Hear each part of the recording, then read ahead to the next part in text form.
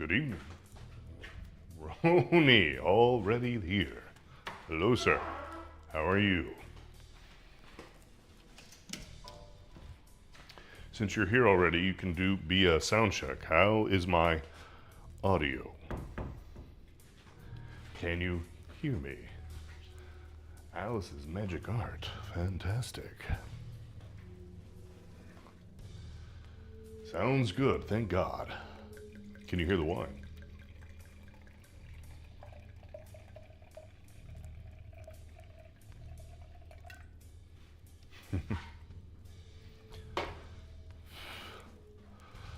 I like that little shtick with the wine audio.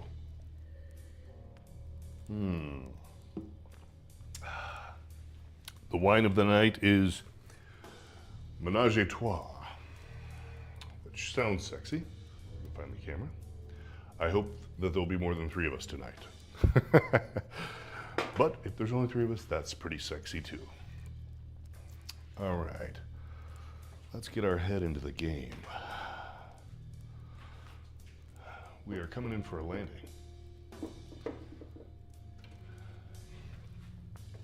Yeah, there was definitely something funky going on yesterday. Maybe we cleared it up. My intention is that I'm going to spend tonight and tomorrow night on this. And then the 3D scanner comes on Friday. So when we reconvene on Monday, I will be 3D scanning this girl, which is pretty exciting actually, I think. Thanks, James. Jersey girl, welcome back. You know what? You, Jersey girl, one of the 3 that have got a very special place in my heart after last night. You and Roni and Tricklighter, like, I don't know what I'm gonna do for you guys Sunday. I'm gonna figure out something to do for you guys. You guys were awesome. Held my hand.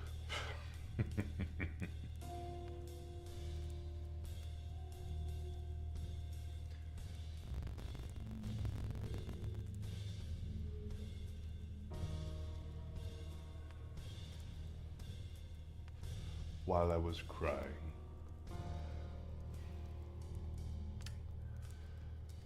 Yes, Julia. Julia or Julia? You can correct me if you'd like to. So the 3D scan I'm going to get on Friday, the 3D scanner is for the purposes of, I'm going to then acquire a resin printer, and I'm going to make resin prints that I'll sell to you guys if you'd like, and I'm going to make some bronze. Maybe brass actually, like a rose brass. I don't think I'm going to do a patina like, you know, a lot of people like Rodin or whatever, they like doing patinas, so it's this gnarly AS metal. I feel, and you guys give me your opinion, but I feel like this piece to be best served with a highly reflective rose gold color.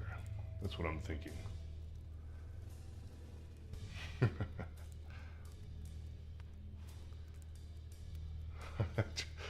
Tricklight, you're gonna let me cry, because I believe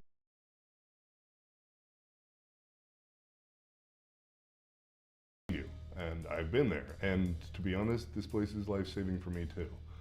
So we're saving each other. Yeah.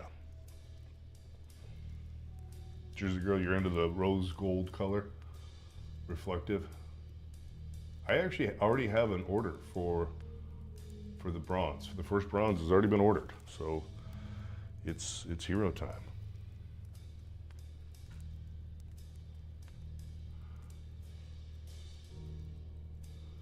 Somebody's already ordered one. Like, without me even being able to tell them how much it's gonna cost. Like, I don't even know yet how much it's gonna cost. I talked to some foundries here, which is pretty amazing. I'm really excited that there's literally a fine arts foundry in Kansas City. Like, really? I don't have to frickin' ship this thing to New York or anything? You kidding me? That's pretty cool.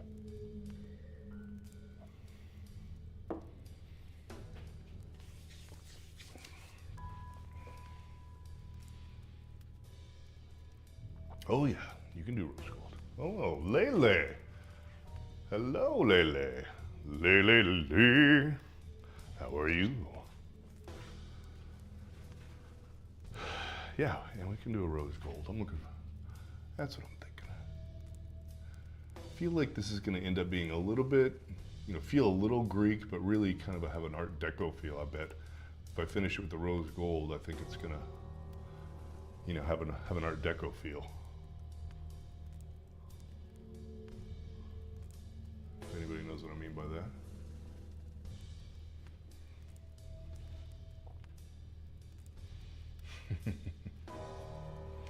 You know what, Kat? It is fun.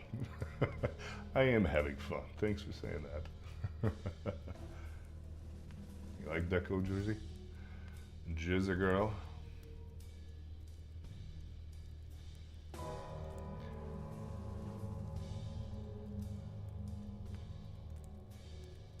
But it's made me self-conscious because I'm like, oh my God, every weird little lump is so gonna show. Like, I gotta really get my game on here in these last 2 nights. Because I like lumps in certain areas. The bird, I'm gonna leave all lumpy. Obviously the hair lumpy, the cloth lumpy, parts of her even, her musculature, her subcutaneous bones are gonna stay lumpy. But other areas need to be, in my opinion, a little more refined for that shiny rose gold finish, Shiny. Shiny. Exactly, sculptor. Shiny. Is that line from Mad Max? Shiny and something? Okay, what tool to use to get that tiny little area? You know what? I get monogamous with my tools too. But I have so many tools I could be using. So many little metal gadgets. Now I just sound like some kind of torture doctor. So many gadgets I could be using on you. Oh, my precious. And they do look like torture devices. Here we are again, my friend. That art piece is coming along beautifully. Hope you're having fun. Thank you, Jack. Takai. So this will go away. The short answer is this goes away. I'm gonna go, actually people here on the stream convinced me to be okay with the eclectic technology, as it were. I don't know, I think maybe it was Haley. I hadn't seen her in the last couple of days. Initially I was concerned, like, do I have a problem with combining old and new tech, right? And then I realized, well, that's kind of nonsense. Like, what's the delineator between new and old tech? And the point I'm getting at is, the resolution I came to was, I'm gonna go ahead and do a 3D scan of it. The scanner's coming on Friday. And then I'm gonna have a digital original. In my computer, I'll cut off the pole, and then I'm gonna get the new G3, something 3 printer, resin printer. So I can print this thing out, and I'm gonna make it half, I think I'm gonna do full size, which is 24 inches in 3 dimensions, half size, 12 inches, and then if you guys want it, and I need your guys' feedback on this, I feel like some of you might want this like on your desk, which would probably be like an 8-inch. So I don't know, just show of hands. Who wants 8, 12, or 24-inch versions of this?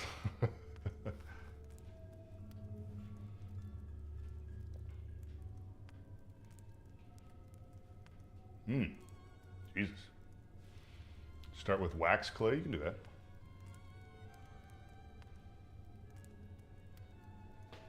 I'm going to head out, but hello. Thank you for showing up, Lele. I appreciate you. Come back. Come back. I love your input. It's similar to marble working? What is? These days I get surgery and have to recover. I brought a lot of polymer, Jesus. Plastiline. Yeah, this is plastiline. That's what this is. This is a plastiline, an oil-based clay. Having a hard time catching up with the flow there of conversation, but you have to answer if that's what you're asking. This is a plastiline, which is oil-based. So that means I could use. Where's the camera right now? I dip a brush in this Aquaphor, and I can brush it and smooth it out. And I can also use. I love. You will see at some point tonight me having too much fun with my blowtorch. I love sculpting with heat. I have a little too much fun with that.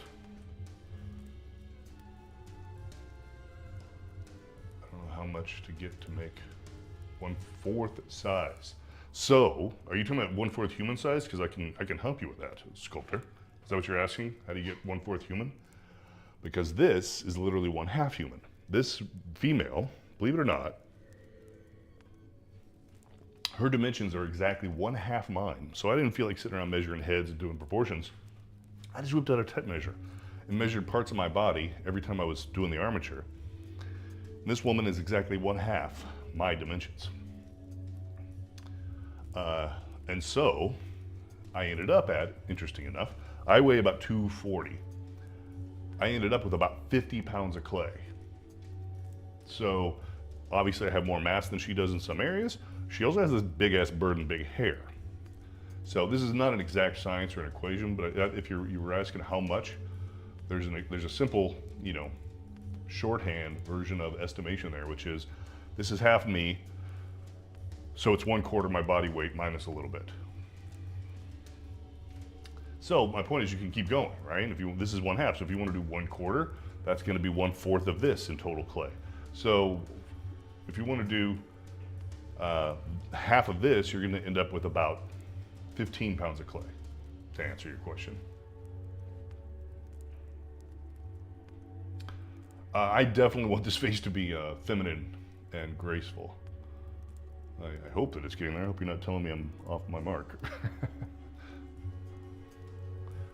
In fact, I'm trying to have a rather complex expression with a little bit of a smile on one side and a little bit of a sadness on the other. Yeah, exactly. 7.5 kilograms. So these guys I buy, these plastilinas, are 4.5 pounds, so 2 kilos a piece. So you could get, am I saying these things right? Yeah, so you need three to 4 of those.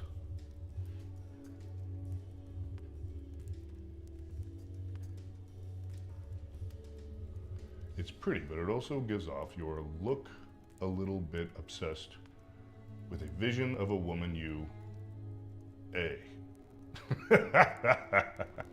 Okay, a woman that I ate.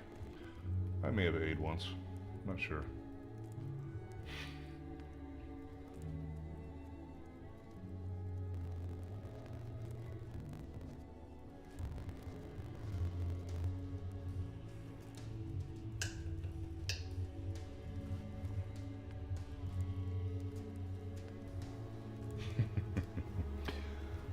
Yes, I am very clear that this is, I do not have any Pygmalion tendencies. Well, I did, I think all humans do. I'm old. By old, I mean experienced. You know, like I mentioned that this figure, her physical form is actually very similar to my wife's. Now that makes sense, right? She's my #1 reference on a daily basis. And so someone asked me if my wife was my muse, and I said, absolutely not. Which may sound a little odd at first, right? But the reason is, a muse by definition is a projection. You're projecting onto this person something that they're not. That's not real. So you can't have a relationship. You can't have an authentic relationship with a muse. You can only have whatever you're projecting. So, definitely elements of my wife in this, but not my muse. I mean, it'd be nice to me to have a muse. I mean, as an artist, I mean, sure, like I might actually find a muse. You know, someone to pretend or to fixate or to pretend is, you know, project upon, right? Because if I'm not gonna have a relationship with them, I can project whatever I want. In fact, some of my best model relationships were with models I never once had a conversation with. You know, like girls in, I say girls, but we had guys too in art school that, yeah, I drew them for 4 years. I knew every inch of their body, and I never once had a conversation with them.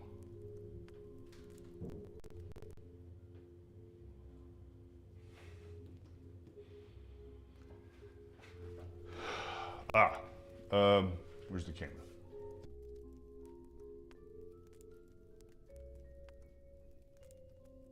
This right, where's the camera? Here we go. 5/16 steel is the armature. And it goes through the whole body. If you go back onto the YouTube, back to January 7th, you'll see a really cringy, messy stream of me bending that with my hands. And it looks like an old school strongman competition. I didn't even have this table built yet. I built this table for this. And I think half the stream I was off frame screaming while I was, or grunting loudly anyway, while I was making the armature. It was kind of a mess.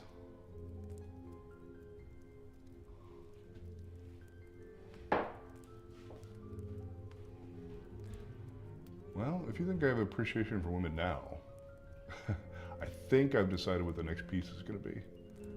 And I think I'm looking forward to it. I am looking forward to it. It's going to be at least as complex as this, we'll say. It's going to have 3 figures.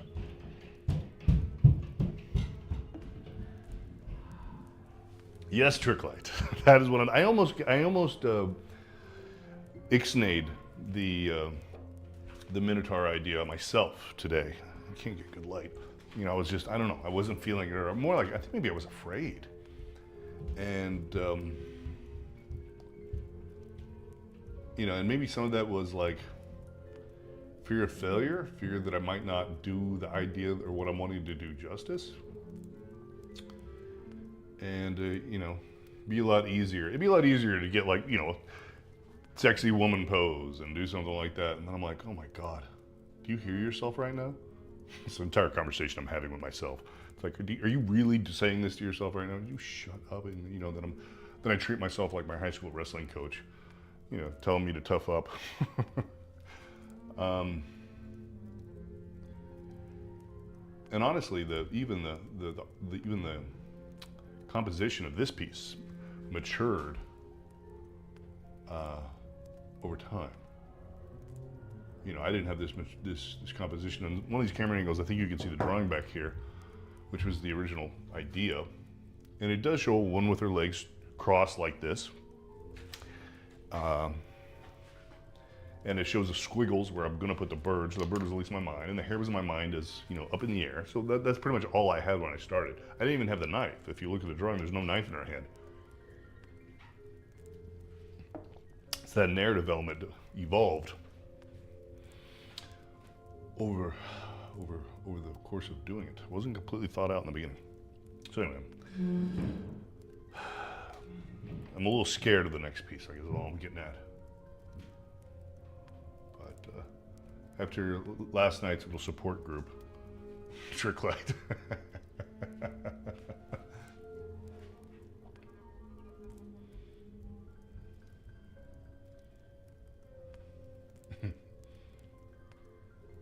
Maybe the Minotaur only unlocks a certain amount of wine. Thank you, Lydia.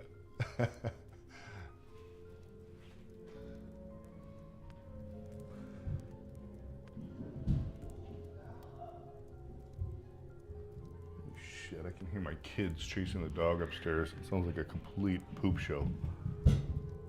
Kids, they're out of school for spring break and they have been very hyper.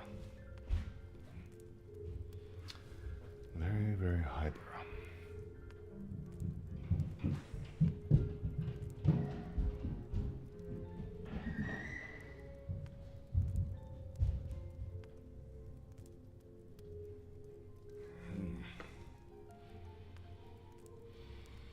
How long did this take? Well, I don't know if Ronnie's here, he'll tell you for exactness, but we're definitely over 80 hours. We're coming up on probably 90 hours, I'm guessing. Proco. Oh, Proco. Proco's got good stuff. I'd like to talk shit about Proco, but I really can't. That's good stuff. Who's that Scandinavian guy? Nauseating, right? Because he's so goddamn good. He kind of looks like me, except for real skinny. You know what I'm talking about? I can't think of his name. He just draws for the most part. It's really goddamn good. I think he's down there in Australia with you, Tricklight. Anyway, what am I going on about? No, I don't have any tutorials to answer your question.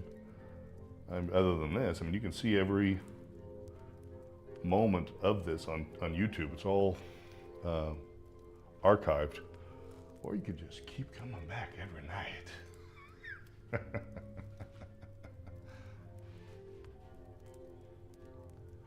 I need a personal assistant. I need a lot. It's gonna get really bad. I'm a little out of control right now. I'm actually doing shots on a movie right now, VFX, and I'm doing the nightclub art gallery, which means not just, you know, doing it per se, but like we're gonna have a 150-foot video wall in the middle of this gallery, and I'm the one making content for it. So my partners are kind of relying on me to show up and do my job. I'm building the video wall right now.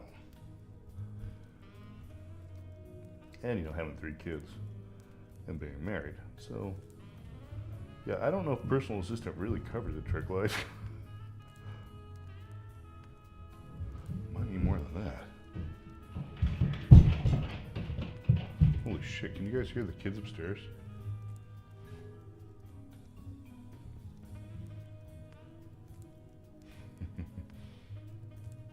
Yeah, set up Patreon, run Discord, yeah, all of it. Well, that's all remote stuff for sure.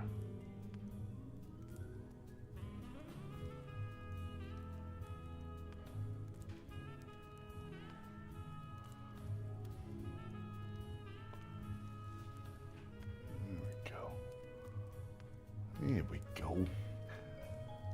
There we go. Like I said, I'm gonna be embarrassed as hell. Like if I make this thing go all the way to the shiny rose gold, and I'm like, oh, there's just that blemish or whatever that I'm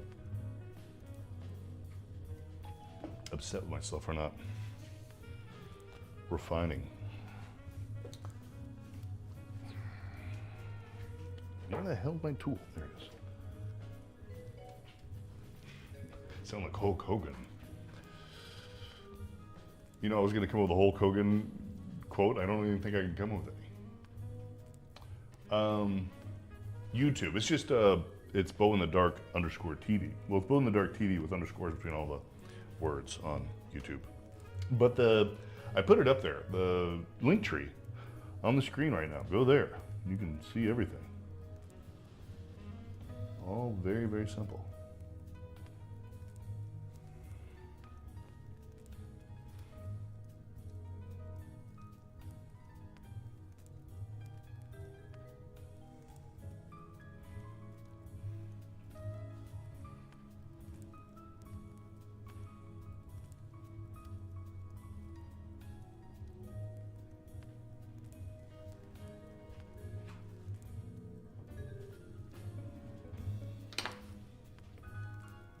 Hello, Gray. Thanks for coming.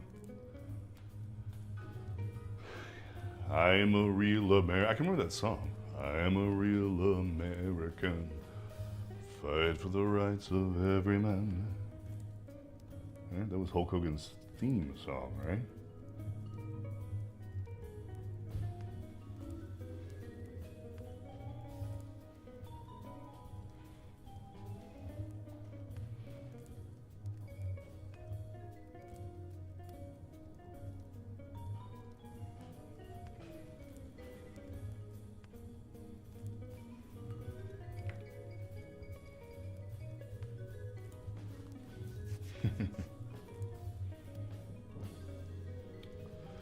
Oh, Jersey girl, well, come back next week and you'll see the beginning.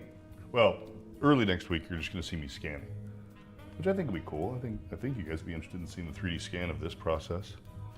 But later in the week anyway, I'm gonna start the new one. So you'll see the very beginning steps. Oh, I got dingled. Somebody dingled me. I'm on your TV now, nice. Projected, you know, like a smart TV with the YouTube.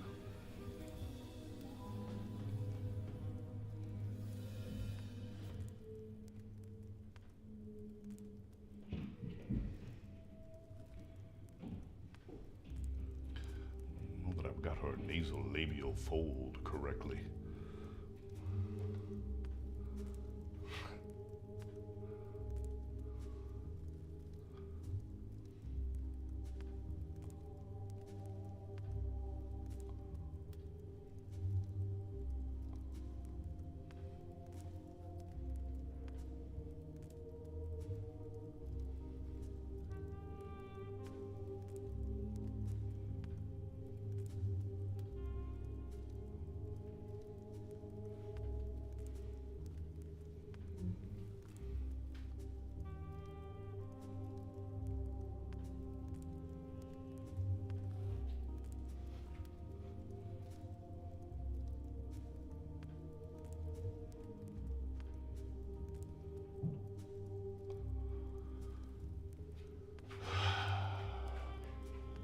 Your lab is pretty uncomfortable.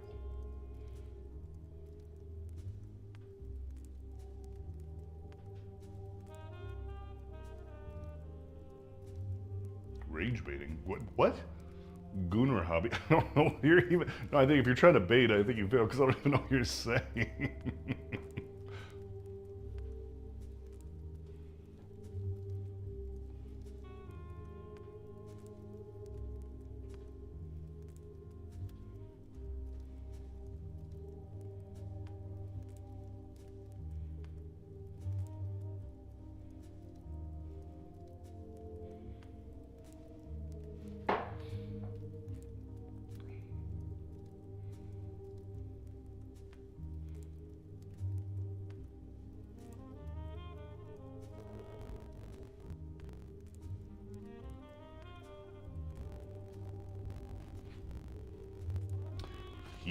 He, 1981. He. Does that mean you're extra he, like you're extra masculine, or you're laughing? He. Is that your pronoun? Are you double he? For a while, my pronoun on LinkedIn was he, man. Oh yes, I did that.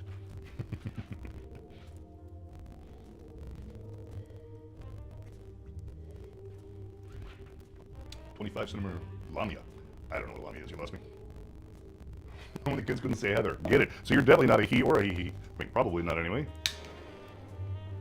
I see. So you are, I think what you've self-identified as, I think, is a mother. So your pronoun is mommy.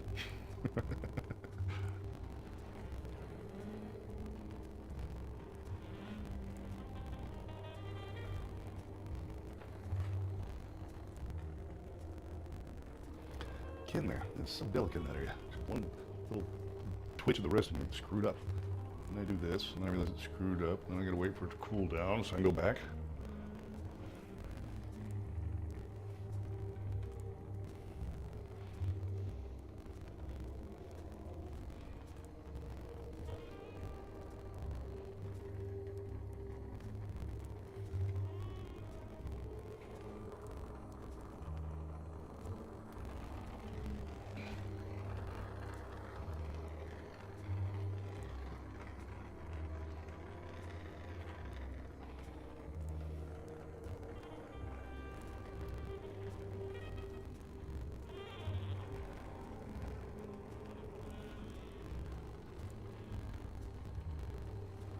What's the story behind the art? Well, I mean, it's fine. That's the whole point of being on TikTok. You get a lot of new people.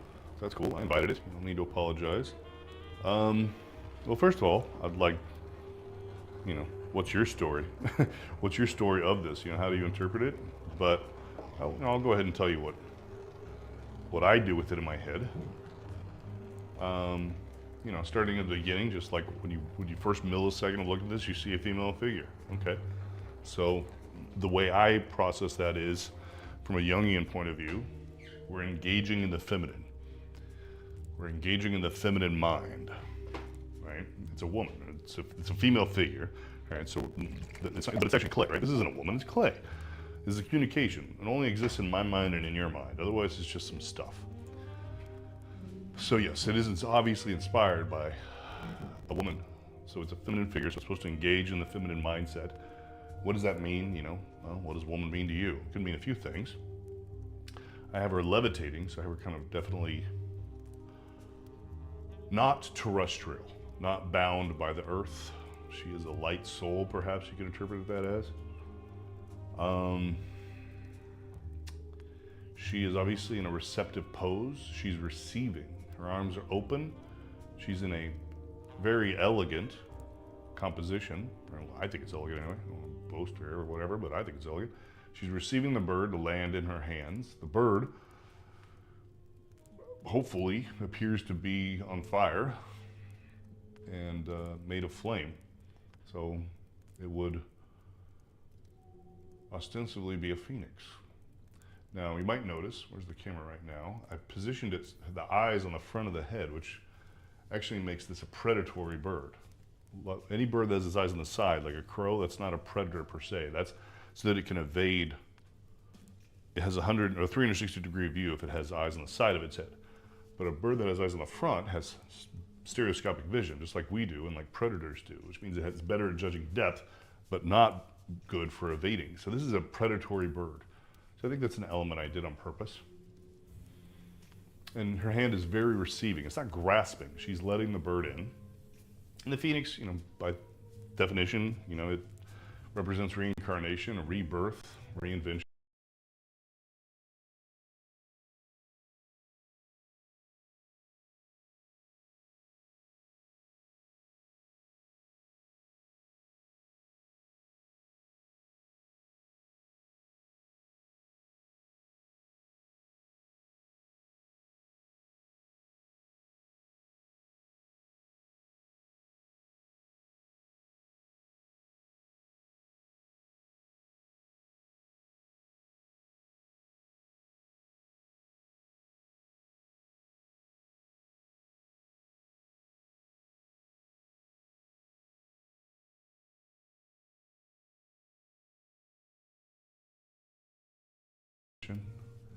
But what I don't like with the phoenix mythology is that it's always this spectator sport. You watch the phoenix reincarnate, but she's receiving it in willingly. But if you look at her back hand, she's holding, I'll turn it around here, a knife. So the intention there is that she's going to sacrifice her own phoenix and bring about the next version of herself, her next reincarnation. Whoever she's going to be is going to be a result of sacrificing her phoenix. This is all for me. This is all it means to me. It can mean anything to you. Some people have had very different opinions. My wife looked at it and said, "Oh, is she gonna cut the bird free? Like the bird's gonna be free?" I'm like, okay, I didn't even think of anything like that. Roni, if he's still here, he had a different interpretation. I think his was the sacrificing the bird in order to stay who you currently are. So I think it was the braver action to not kill the bird because the bird will reincarnate and bring you with it or something. I think was his interpretation. So everyone has a different take. I did do the pictures on the wall. Let me turn on the light so maybe you can see them better. These are all my profiles. If you want to go to my profile, you can see some of these pictures. If you go to my website, you can see a lot more. Beau.art. There's a bunch of paintings and drawings I did. No other sculptures there. But yeah, I did all the stuff here I did. It was correct.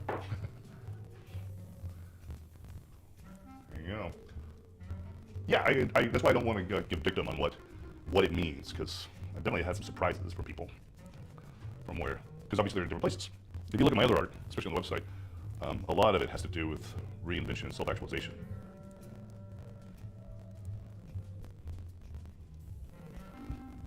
So that's what this was to me. Someone who's in a different place.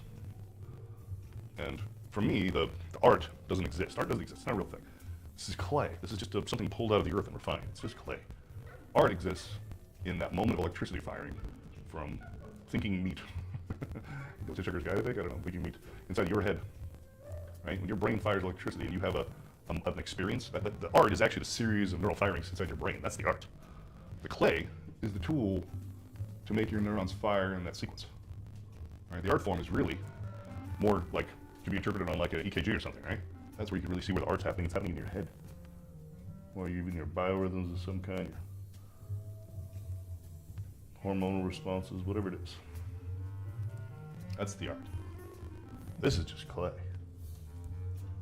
So that's why I feel strongly that the audience is the important, at least 50%. We'll say it's 50% me, 50% you, which also means or necessitates is that the various interpretations are equally part of the art. Which is why I like this forum of interactive working with you guys. In fact, Roni is the one that was like, you need to make the tail bigger. And I'm like, dude, I'm not making the tail bigger. And then I sat here and looked at it and I'm like, dude, I'm so making the tail bigger now. Damn it. So it was a very, it means I had to tear it apart and all that to get the armature in there. Very interactive. But that's, so I'm saying there's another kind of art happening, which is the concurrent art to the, every night we're doing this, that's the art. The art is what we're doing right now. The art's happening in your mind right now. Right, so it's a whole different art. It's like performance art, but it's also interactive and social. Like we're doing something new. This has never happened before. Like Bob Ross got the closest, but it wasn't interactive. And he never claimed to be a fine artist anyway. Plenty of respect for the guy. He wasn't claiming to be a fine artist. He was what he was. Doesn't matter. Labels don't matter. It's my point being he wasn't interactive, right? Because of the technology at the time. He was public television, and that was awesome. This is a whole nother domain. Thank you.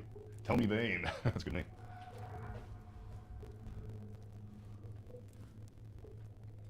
Yeah, Trick Light, you're so right. I mean, I'm just gonna, you know what, I don't know. I don't want to post, because I know you're going through this like major life thing, and you need to deal with whatever you need to deal with. On the other side, I'm like halfway ready to just like say you want to do it for me, and run it. I can't offer you anything right now, but yeah, maybe we'll get successful, and then I will. I know, it's just I'm spinning next. But somebody's got, I gotta do, I just have to, right? Because I want people to be able to like post their work. I want you to be able to post your music, Trick Light. I want people to, you know, be able to post their artwork or what they're inspired by. Or when I say, have you made art today, I want somebody to put up a picture of a steak they made, right? That's fine, right? Because by my definition of what is art, that steak has two halves, the creation process and the consumption process. And one of the guys on the stream cares for his disabled brother. He's like, yeah, I don't have time for art. I have to care for my disabled brother. Are you kidding? Like, are you kidding me? Your art form is caring for your disabled brother. That absolutely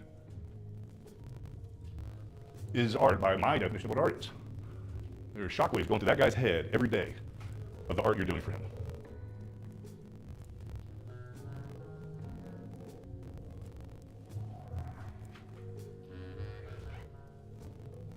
Yeah, you're very transient right now. I totally appreciate. I mean, I'm just based on what you told me.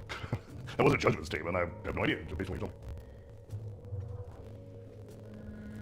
That looks like French, and I do not know what that is.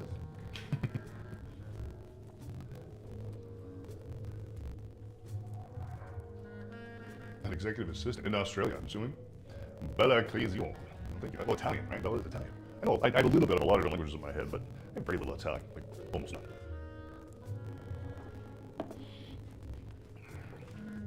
Considering the time I spent in Moscow and Tokyo, I now realize pretty much any European language is easy by comparison.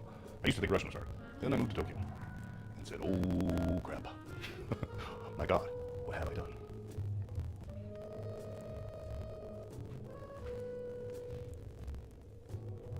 All right, Sculpting's cool. You do you, man. You'll get there.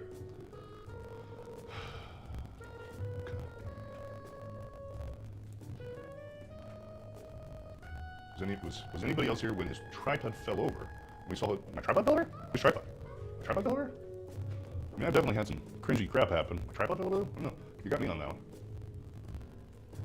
Is there some other white-haired, big old white guy on TikTok that you're confusing me with? We all look the same, I know.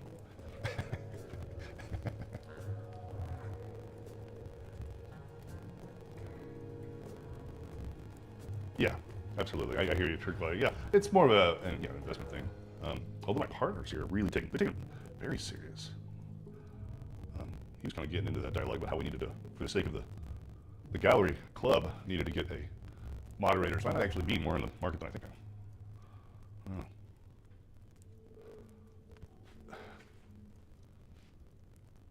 Ah, I see. Oh, I get what you're saying. That I have like, somehow I produced various states of these things in the background. Wow, that will be a hell of a lot of work for really no return. Someone kind of accused me of that one night though. Someone was really weird. They're like, you're not really sculpting that. I'm like, oh, okay, I don't know what to say to you. Thanks.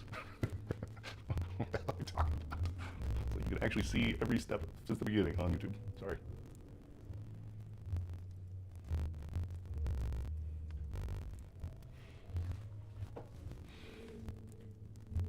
people are smoking, yeah.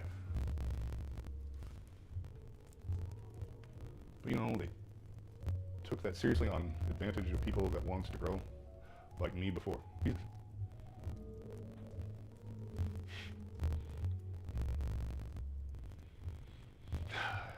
Every country's village. I'm trying to catch up with you guys moving so fast. I can't read that fast. Thank you, Master Show. Shown off. See, I intentionally sculpted the bird in position because I wanted to have fluidity and continuity of the composition. It also makes it a phenomenal pain in the ass to sculpt what's behind it.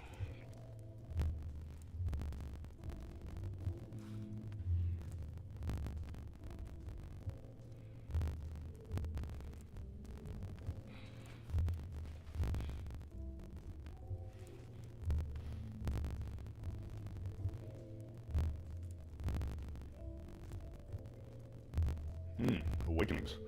Awakenings are a big deal. Sometimes you get tired of waking. Sometimes you get tired of constant awakenings.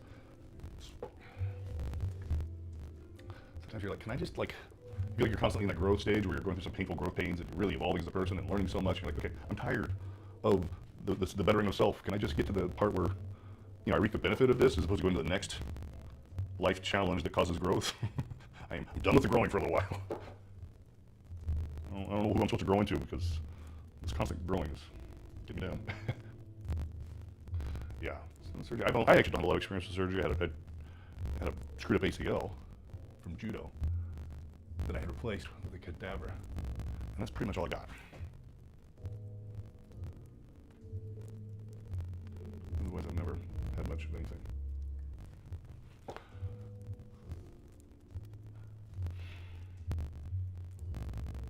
Sweetie pie, hello, how are you? It's been a minute. Hello, Amy Sims. Oh, you got an ulcer? That sucks. My grandfather's prone to those. I had a lot of stress. I had some funky stress symptoms. Odd, I didn't go to ulcer. Would you like to hear my weirdest stress physical manifestation? It's not gross, it's just weird.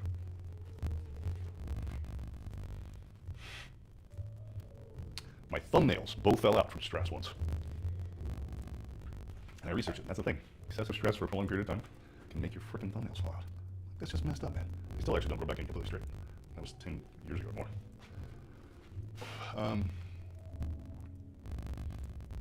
What inspired you to make this? I don't know. Boy, that's a whole lot of questions, a whole lot of answers there, a whole lot of different answers. Is it what inspired me to make this, or what inspired me to make? In general. I can answer the latter actually easier. I was in Tokyo last year at this time. I lived in Tokyo for a year and a half, working at Toyota on autonomous cars. And it was awful. Now, Tokyo is a great place to visit. It's a good vacation spot. It is an awful place for a non-Japanese person to live. I would not recommend it to anyone. In fact, I have friends that do live there, and I still can't understand how they do. You know, non-Japanese friends, which, you know, by the way, you will never make a Japanese friend. Which is not a totally, you know, exclusive statement, but the stereotype is true. Japanese people do not socialize with non-Japanese people. So, yes, you might make one, but that'd be the exception, not the rule, by far. So anyway, I was completely isolated in Japan, and not working in figurative work professionally, like I had through most of my career. And I'm like, I gotta do something. And strangely, it actually turned into my social network, which was my lifeline. So I met people, went to figure drawing groups in Tokyo, met amazing people, all gaijin, all foreigners. Romania, Australia, England, Russia, all foreigners. Amazing people. Still, like, have a special place in my heart. Always will. And that became my lifeline. So when I came back to the States last summer, I said, well, I'm not going to stop doing figurative work. I'm going to keep doing it. Now, granted, this isn't obviously my first figurative work. I went to art school and have been doing figurative work digitally for film my entire career. But this was different, right? This is obviously different than me sculpting a monster for a movie.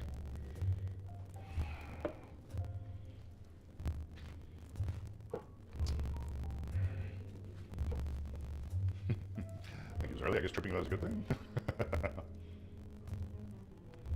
Yeah, I think that if I was going to be honest, Cynthia D'Amore, welcome.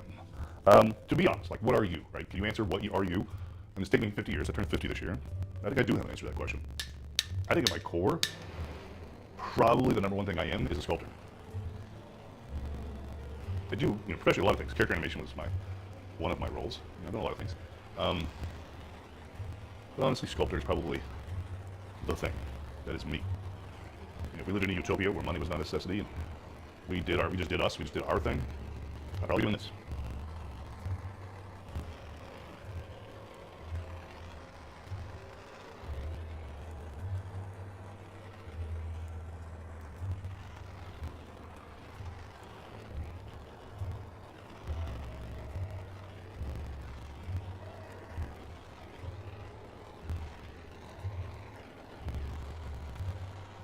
Coming up on late 80s, I think, hours. Probably, definitely by the end, which would be, in theory, I'm planning on tomorrow night being the last night. It'll be 90 hours. This is plastilina. But the intention is, when I'm done, I'm going to cast it in resin so that people here on the stream can buy it in an affordable way because I want it to be out there. And then I'm going to make some bronzes. And I already actually had my first bronze order. So it's definitely going to bronze. She didn't even care, like, how much it was going to cost. Like, I can't quote you a price yet. I have no idea until the founder gets back to me. She's like, I don't care. I want it. All right, man. Love it. We're in. Got an open checkbook customer.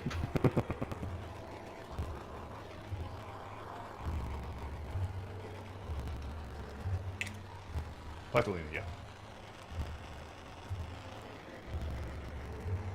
I mean, truth be told, I've never gone to bronze before, so I'm definitely going to be resting on other people. Like I said earlier, I'm amazed. There's actually a fine art foundry here in Kansas City, so I'm thrilled about that.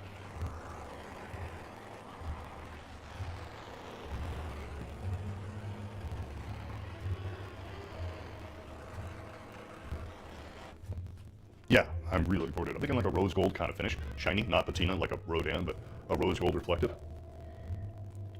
I think all the marbling on the bird is going to look amazing, but then like the smooth parts of her body are going to look, I think it's going to really make a contrast between the smooth and the not smooth. So that's exactly right. I'm going to, 3D scanner's coming Friday, and I'm going to make a resin prints at different scales. I don't know, nobody responded last time I asked. Do you guys have a feeling on what size, like if you were to buy one, hypothetically, this is 24 inches in all dimensions. I'm thinking I'll make an 8-inch and a 12-inch and a 24-inch. But if you guys were to want one, what scale do you think you want? Is this like I want it in my desktop so that like when I'm stressed out at work, I can think about, you know, the cool vibe and the chill environment, and I can zen out and get through my workday? Is it 8-inch like the answer? Like, what do you guys think? Okay, just getting positive praise. No answer to the question. Right, I'll take that too. Thank you. 12 by 12. Is it Jersey girl? You're into the 12 by 12s? All right.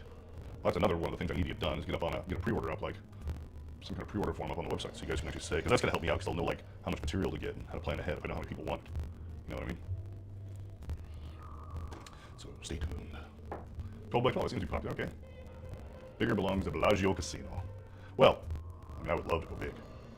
Bellagio, but when you say Bellagio, I think, you know, like a life-size bronze. Hell yeah. Anybody here know anybody Bellagio want to hook me up? I would love to do a life-size for the Bellagio. Kick old Richard McDonald off his throne. I say that in jest. I love Richard McDonald. He is definitely the current like king of Vegas as far as figurative sculpture goes.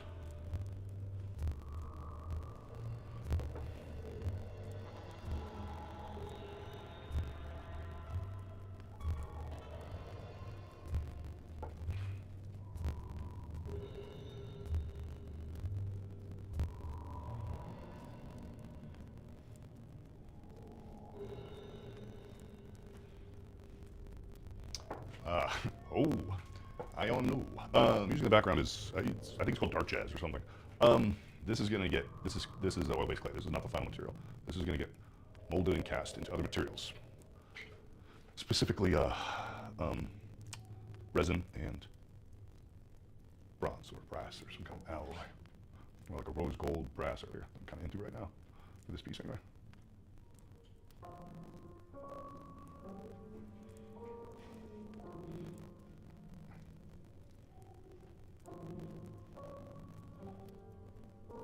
Do I have a lag goal?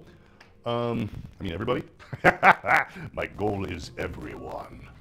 I don't really know. No, I don't have a lag goal because I don't really know. I don't have a reference point. I know, like, basically by the numbers, half of North America is on TikTok. I don't think half of North America is going to have tolerance for me. And that would be overwhelming, so no, not that. I definitely like having you guys here. I like the input. I mean, right now we're at a very reasonable, manageable size. I can keep up with it. I do think if I got significantly more, like we get into tough territory where I start moderating and getting a moderator or something, I want to stay authentic and present for people. So I definitely, I would like to grow more because I'd like to reach more, right? I have a little bit of a message that I would like to get out to people, which is literally just, have you made art today? Which sounds like a very simple message. And you're like, okay, what's the hero's journey of that? Like, why do you feel compelled to say to people, have you made art today? Well, I'm glad you asked. Because I think that when you make art, when you make anything, your brain changes. You become someone else. You become someone who makes things. And that thing, whatever you made, now has value to you. And there's an inherent switch that's going to happen, that does happen in any maker's mind. There's no delineation between fine art, craft, whatever. Any maker, people who make things, they have a different view, which is that the thing has value of its own, inherent value in its existence, outside of them. And that means they're going to respect things made by other people, right? All of a sudden, our entire culture takes a shift. If everybody is a maker and not a taker, we have a cultural shift that happens. If I could get Zelensky, Putin, and Trump in one room and we did arts and crafts for an hour a day, I guarantee a week later, world politics will change, right? Like there's a specific message here I'm trying to get out, which is, have you made art today? I think that if everybody made art, and let's take it way down. Let's not be so grandiose. Let's think about people incarcerated people change their lives only through going from takers to makers. Right? They see what they make, right? And they have respect for what they make, so they have respect for what other people make, so therefore they stop taking and focus on making. And this is literally like survival of the species stuff, seriously. Like, there's only one way we live another 100 years as a species, which is if we change from being takers to being makers.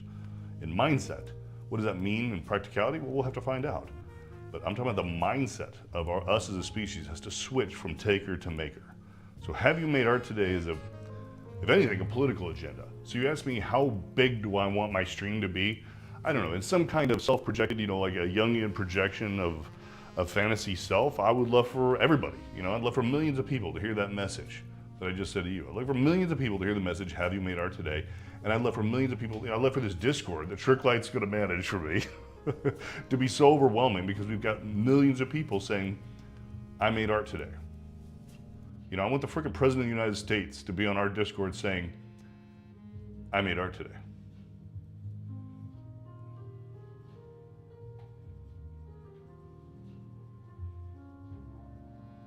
So I just want to find a diatribe. Does anybody have any thoughts on that?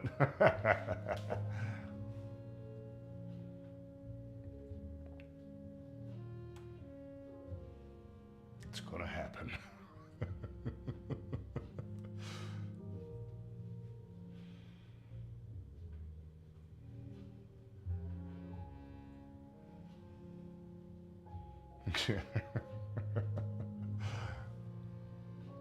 Sorry, I'm just catching up after my diatribe on the post there.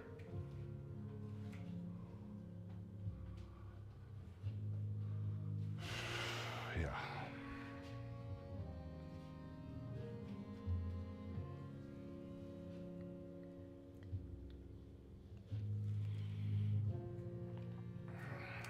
Well, thank you. I appreciate it. I mean, I just read everybody's thing, so I'm just blatantly saying I appreciate it because everyone said positive things in response to that. So thank you.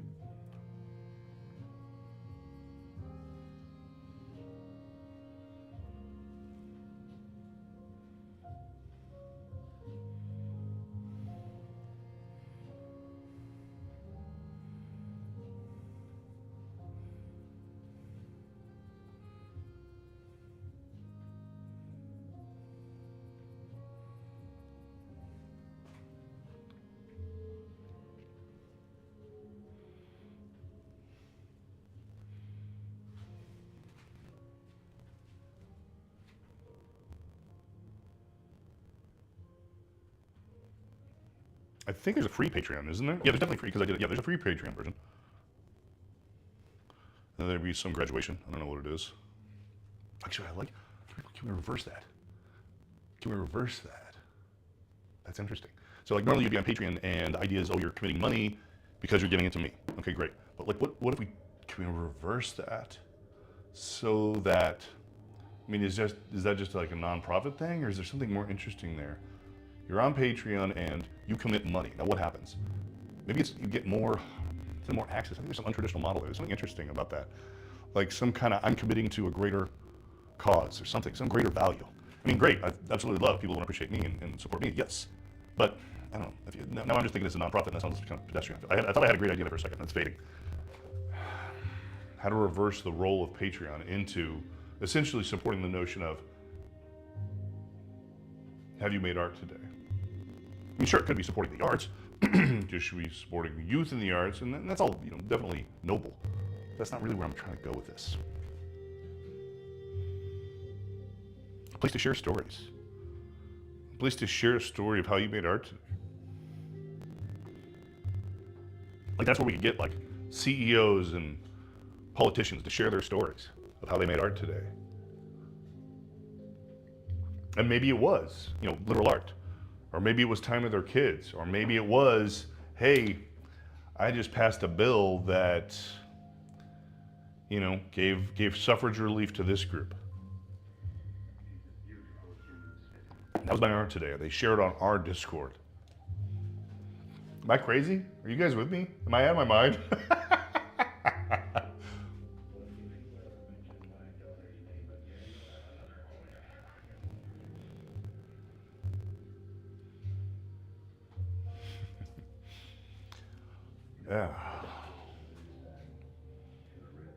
Yeah, it's got to be a rewarding, right?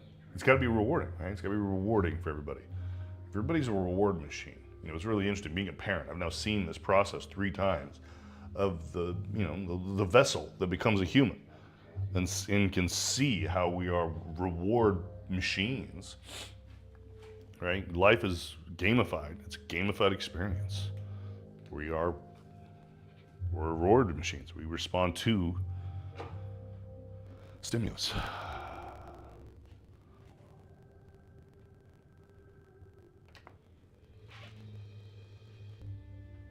Yeah, we need the Roni brain on this one.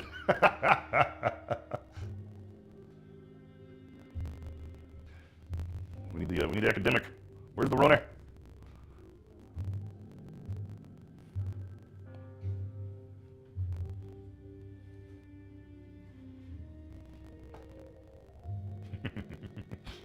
Yeah, I spent my whole life being the intellectual or thinker or trying to solve problems with mind. And I think one of the blessings of this experience of doing this was I came to the realization that that's all bullshit. You can't outthink the situation. And sometimes you have to sit back and just watch and see, what are your hands doing? What do your hands do? Like, oh, I want to become a software engineer. I want to become an entrepreneur. I want to do all the freaking things I have done. And, when I sit back and I'm in a vacuum, and that can be a very painful vacuum. Vacuums are painful, right? Vacuum in space, very painful. When you're in that vacuum, like I was in Tokyo, you're just empty, right? You're just completely empty. And just what your hands do. You just get up and do something and don't think about it. What are your hands doing? For me, my hands did this.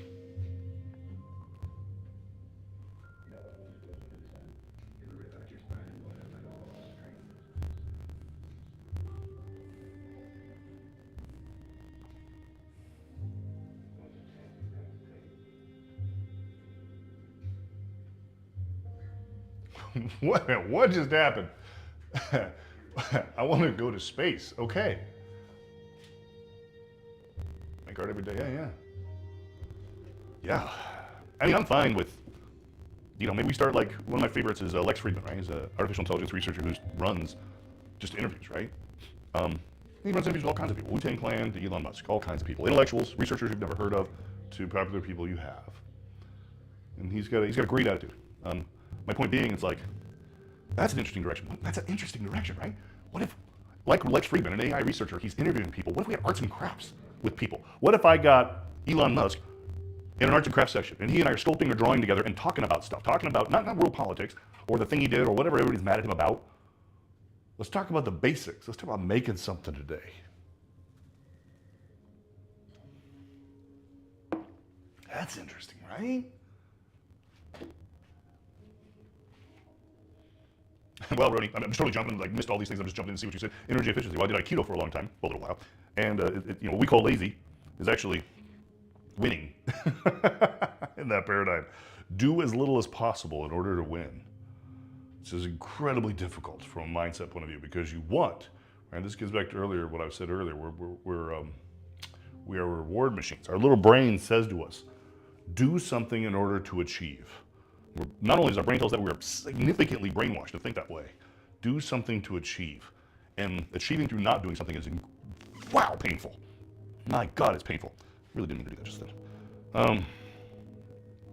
So you call it lazy, but in Aikido, they call it just being.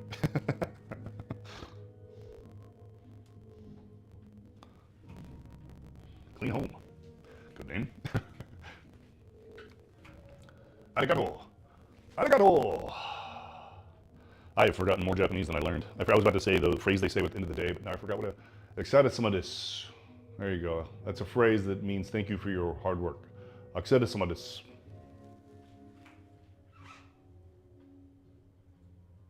I don't know what you mean by other styles. I've actually spent most of my life working digitally. I worked, my first big gig was I sculpted the centaur and the troll faces for Harry Potter, the first Harry Potter, back in 2000. Oh yes, 2000, he just said. That means he's frickin' old.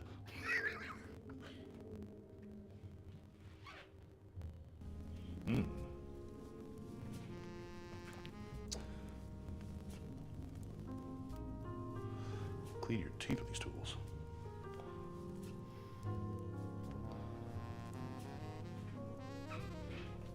Shark Boy Lava Girl. Holy crap, you've looked at my roster. Shark Boy Lava Girl. But more importantly than Shark Boy Lava Girl, did you look at who directed it? Oh, yes. Same guy that directed Desperado. Even Alita. Oh, yeah, same director.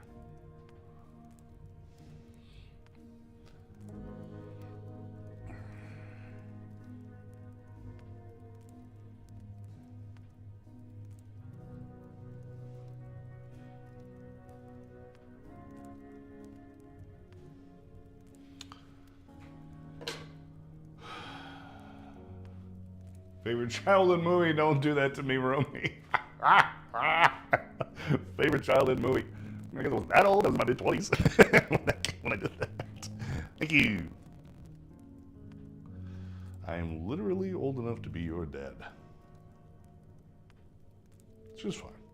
My son is, my oldest is, he's about to turn 16. So I'm assuming, what are you, early 20s, 22 maybe? How old are you, Ronnie? Yeah, exactly, Shelley Smith. That's exactly what I was just kind of pontificating. Like, just like Lex Friedman, who I was saying I'm a fan of, he just does interviews with people. What if we had arts and crafts time with people where we talked while creating art? There's something here. I have no idea how to manifest this, how to make this happen. It's like I said, I feel like the world leaders need to be doing arts and crafts. We can change the goddamn world. Arts and crafts. Have you made art today? So this all started because somebody asked me what my goal was for the stream. And in which case, in this dialogue, my fantasy self-projection in the Jungian sense is that it's huge, right? I want millions. I want millions of people to see this. To see me and, President of North Korea making arts and crafts. That's not going to happen. But, it is ostensible. It is actually within the realm of far-reaching possibilities. I could get like Elon to do this, right? It's not completely, like I actually have connections to him. It's not completely absurd that I could get Elon to do this. It's a little absurd, but not completely. It's possible.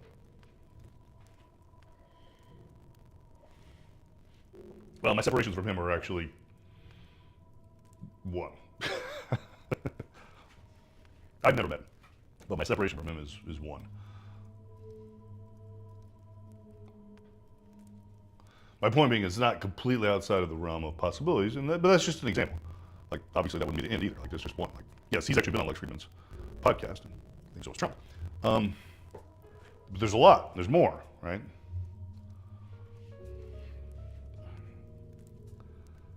Like Bibi.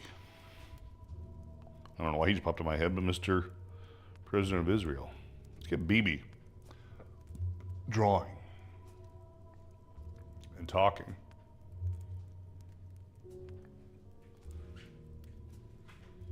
Club opening. I have not met Grimes. No, I haven't. Again, I'm one level of separation. I know some of the nose grinds, but I don't know grinds. Club, yeah, dude, it's moving forward. Very exciting. I'm looking forward to that. That's gonna be the bomb. What is, dude? It's like weird little things, like things like this that are like, my partners are invested and successful, but it's also about this organic in the street level. I'm gonna give you an example of that.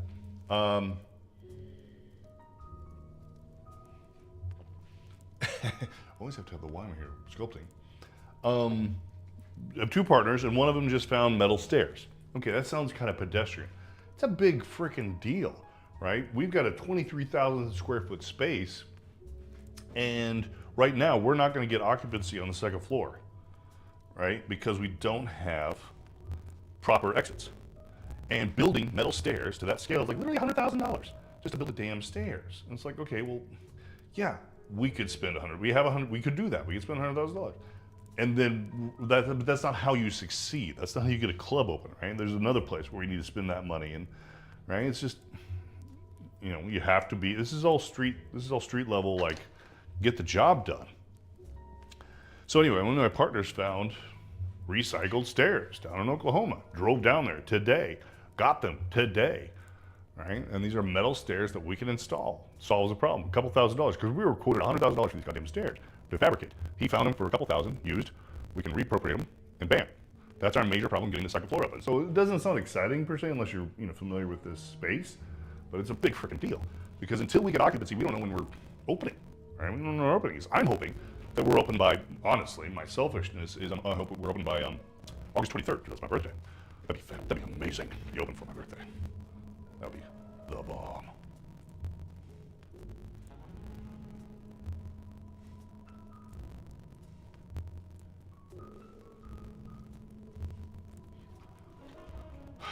So I have some subtle dimples. You're talking about the sacrum, right there and there. I mean, I don't want to make them icons. I don't want to overdo it.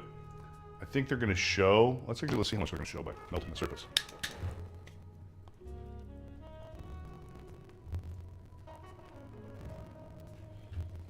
If you overdo it, it's going to look cheesy.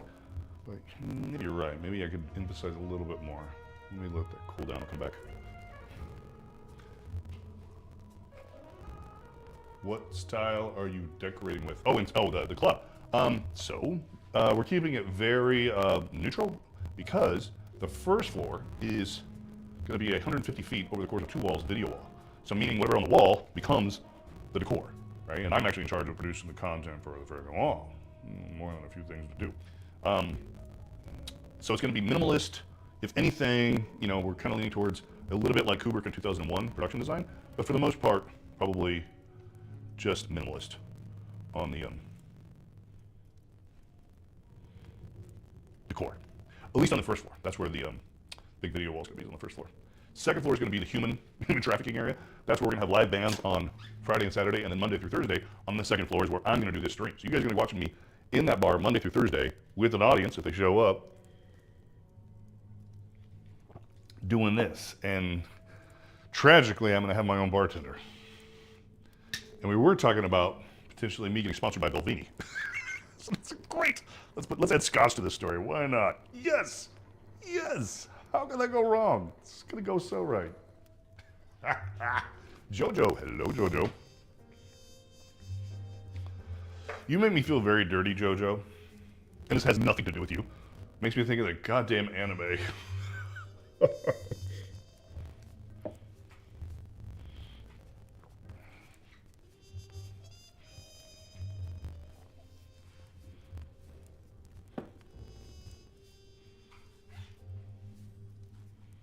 JoJo Bizarre Adventure, exactly.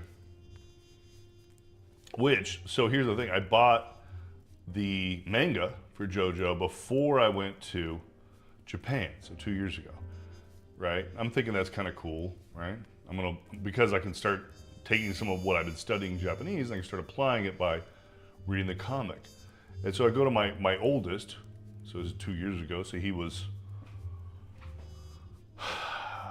13 at the time. And I was like, look what I got. And he just looks at me, he's like, oh, Dad, that's so not cool. Oh, Dad. He was so exasperated. He's like, oh, Dad. Oh, God, Dad. Oh, he just made that face. He didn't say it, but his face just said, "Oh, God damn it, Dad." I don't know what his association was with JoJo, but it was not good. I think it's on, is it on Netflix? The animation based on the manga? The first one, or at least the one I saw on whatever streaming network it was, it was, you know, it was anime style and definitely had some sexy to it. The second thing I saw, the second season, was just all definitely in the creepy Japanese gender bending in a creepy way kind of thing. It's like, ooh, okay, that's, now I see why my son told me it wasn't cool. You know, the Legend of the Overfiend style gender bending. Yeah. Yes, I'm gonna cast this. Hello from Iowa, you're close, I'm in Kansas City. Little Miss Iowa, so come on down in 6 months, go to the club. We're opening in Kansas City, hopefully by August 23rd. Thank you, JoJo. Colorado says hi, fantastic. One Piece, yeah, I bought my son a One Piece t-shirt before I left Japan. I haven't read it myself. What am I saying? So we're just asking, I was gonna cast this, yeah, I'm gonna cast this. I'm gonna multicast it in a resin. I think I'm gonna do 3D print resins, probably, for you guys here on the stream that want to get it, you know, at a reasonable price and a reasonable scale, so I can scan it down, you know, scale it down after it's in 3D. And then I'm gonna do some, I'm thinking like a rose brass alloy. And super shiny, not patina. I'm feeling that right now. And let's see, most people earlier were commenting that they wanted a 12-inch, not an 8-inch.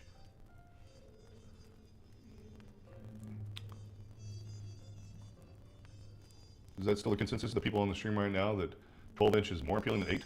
Because this is 24 inches in all 3 dimensions. So 8 would be 1/3 this size, obviously. And 12 would be half this size.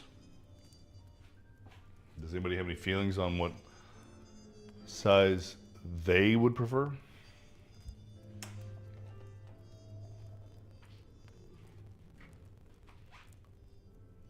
Yes, I think there was an inferred dirty talk there, JoJo. Yes, we are talking about the statue. And in either case, I doubt you want the 24-inch. But you might. In the statue, anyway. 12-inch for the statue. I see. That's your vote as well. Really? Interesting. So when you say that, are you visualizing a place where you would put it? Because I'm actually curious for that feedback. Where would you put it? This is plastilina clay, oil-based clay. And that's actually like a legit question I'm asking you, JoJo. Like, what is everybody thinking? When everybody says, oh, I want this size, where are you thinking you would put it? I don't like this song. It's like an LA Noir. I'm into it.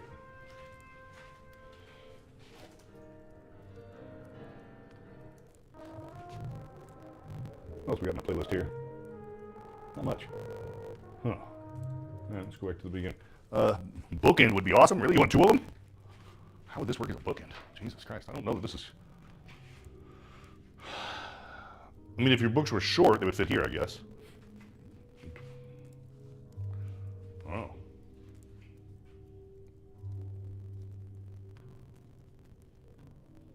Bookend would be awesome. So it spins. Bookshelf or stand, has my room.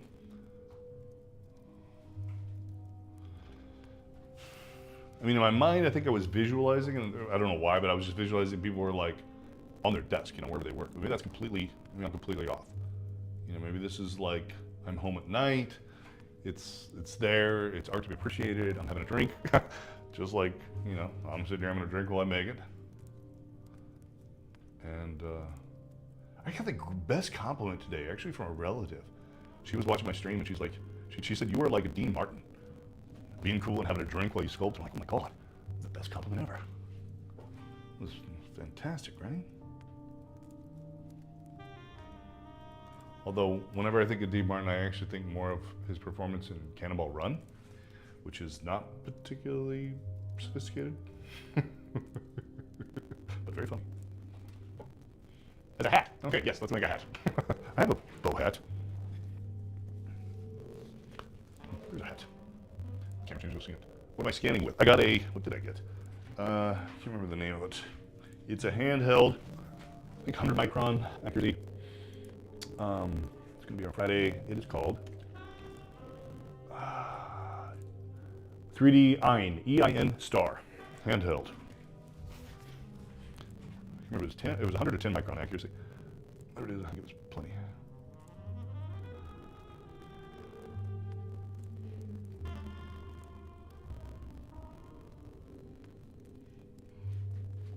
Hello, Trick-like, we missed you. Thank you, Didiverum. Oh, I gotta go diddle TikTok. I don't know what happened last night. I got totally ostracized by TikTok last night, and tonight seems fine, so that's great. Because I went to bed last night thinking, okay, I guess I'm done with TikTok now. I don't know. Like, last night was weird. And tonight's normal, so thanks for showing up, everybody. Dee. All right, I'll just call you Dee. Beetlejuice. I'll only say your name once. Good night. Thank you for coming. Bamboo Zelda. Oh, thank you, Jewel. What is the inspiration? Good God. I think the only answer to that question is suffering. The only inspiration is suffering, and how do we process it individually ourselves, our own suffering, suffering in others. You know, for me, there was, you could say this is a midlife crisis, I guess. Something like that. I'm not into chasing young women or sports cars. My midlife crisis. You are participating. How does that make you feel? You are participating in a midlife crisis. No, it was not you, JoJo. So TikTok did some kind of weird hiding me. Nobody showed up. Only people that showed up last night were the people that are like my devout people that, oh, you know what? I think everybody that showed up last night is people that follow me on YouTube. And so they saw YouTube gave them a notification that I was streaming. And then they came onto TikTok. It's the only people that showed up last night. There was some weird funkiness that went on. I don't know if it was like some kind of, Roni suggested a shadow ban or what. It was funky. But I did, at the end of the night, before I went to bed, I posted a video, just me talking about the sculpt. This is the last video of my post. It instantly got flagged and as, banned. And I'm like, what the hell is this? So I appealed it. And this morning they lifted they lifted the ban, and they're like, yeah, they reversed it, right? And now there's like 1,000 whatever views or responses to last night's post. So I don't know. I had some kind of behind the scenes secret banning that I got is what happened.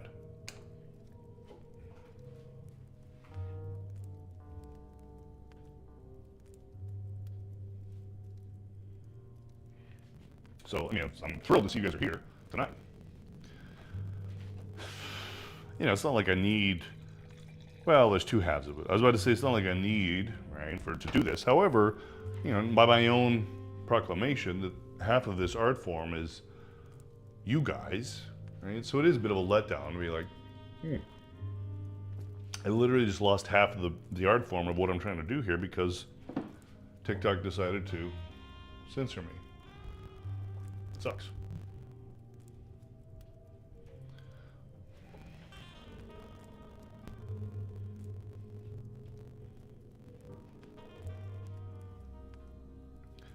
Some point I need to go down there and diddle those fingers. They're not working right now.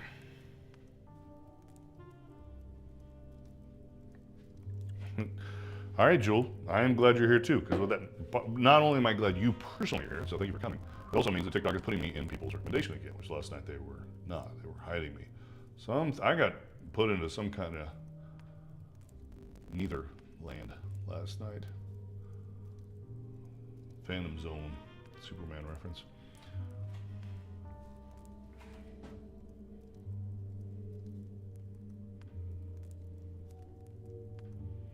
I had an interesting experience tonight looking at, before my stream I just decided to peruse some of the works by Richard McDonald. He's a really good sculptor, he's good. Yeah, St. Los Angeles Gallery. What's up, man? How you doing? Yeah, I went to LA and I had some meetings.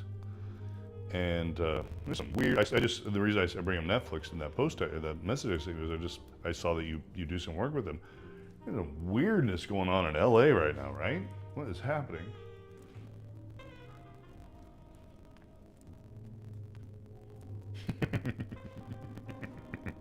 You got a quarter life crisis. About that. And that's just if you live the normal now. But you might live longer. Let's be realistic. You might be around a while. All right? Maybe we can find a purpose. You're busy? Well, that's good, dude. All right, so you're busy.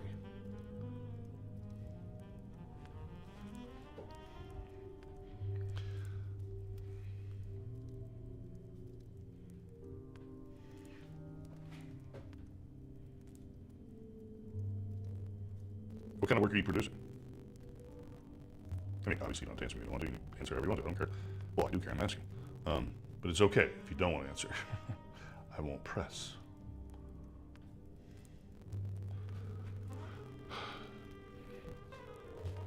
Sweet. Oh my God, you have a good name. When are you planning Casting the Risen? Starting next week. So I've got a 3D scanner coming on Friday. So on Monday, if you show up, I'm actually going to scan it live on the stream. So I'll have a digital original at that point. And I'm going to start with 3D printing it for the resin purposes. And a lot of people have expressed interest in it. I'm making the assumption, perhaps false, that most people are going to want a resin. A lot of people here on the stream have claimed that, said they want one. I'm assuming resin is going to be more popular, and I think I'll probably, at least initially, manufacture those here. And by 3D scanning it and 3D printing it, I can change scale. I can go half or quarter size or whatever, right? But then I'm also going to do a bronze, and I already have my first order in for a bronze that I have to do. So that's cool as hell. I'm looking forward to that. So I've been talking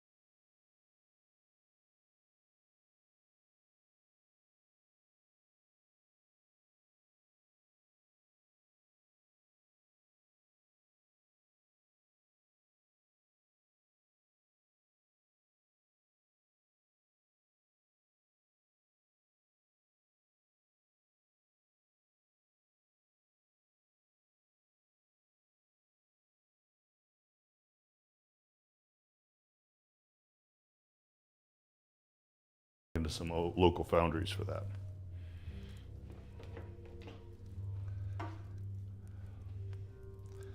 Well, you see, you need one. Which one? Do you want resin or do you want bronze?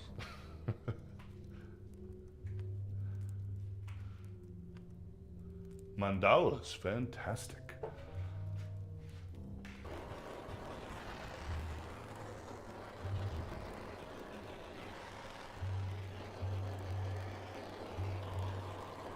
This is just way too much fun. Every time I turn on the blowtorch, I'm like, it's just too fun. Way too much fun with freaking blowtorch.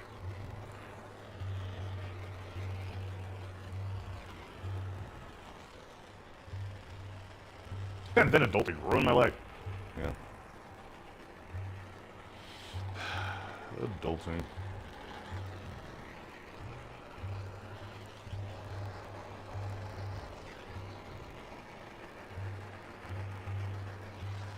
Definitely learned my lesson about mixing two different clays together. It's a pain in the ass right here. Getting rid of the cellulite and her ass because they're two different clay thicknesses right there, that's annoying the living crap out of me.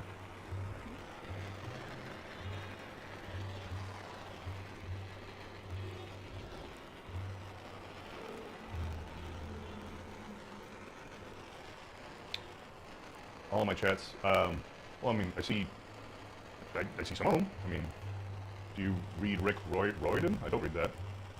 I've been back for a while. I don't know if I missed. Maybe I did. Maybe I just missed him, dude. Might just be me, like, you know, busy doing the sculpting thing, and I missed him. We've had enough weirdness with TikTok lately. We don't need more weirdness, or at least paranoia of weirdness. Like, I'm glad we're having a normal, healthy night. Like, I was depressed a little bit last night. And I actually have a lot of introspection on, like, why I was so depressed. Because at first I was like, oh, it doesn't matter, blah, blah, blah. Like, no, it does matter, right? And I'll tell you why. Because I had this whole diatribe, this whole lengthy value, ethos, about how this is an interactive art form, and I'm appreciating you guys being involved. And, you know, I can be Beau in the dark all the way lonesome. I don't need you, right? I can do it by myself. This is a different art form than that. This is the art form of collaboration and interaction. So, like, having that taken away by, you know, an algorithm was, like, pretty perturbing. So I had to vindicate, like, why am I so annoyed right now going to sleep? There's a reason. There's a value in why I'm so annoyed. And I'm so annoyed with her ass cheek right there. I'm gonna have to work on that. In fact, do I put on the torch or the wine?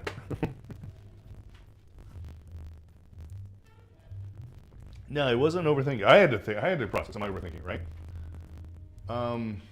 My youngest is, they actually all have talent, they're just not pursuing it, is what I'm noticing. My youngest is more exploratory and interested.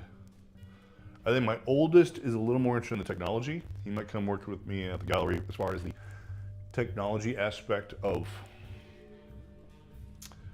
the video presentation, the big video wall I told you about I'm making.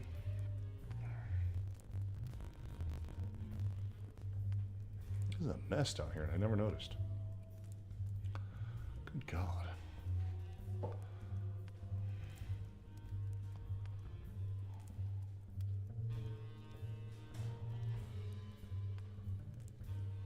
You make your income from your stream trick light? Really?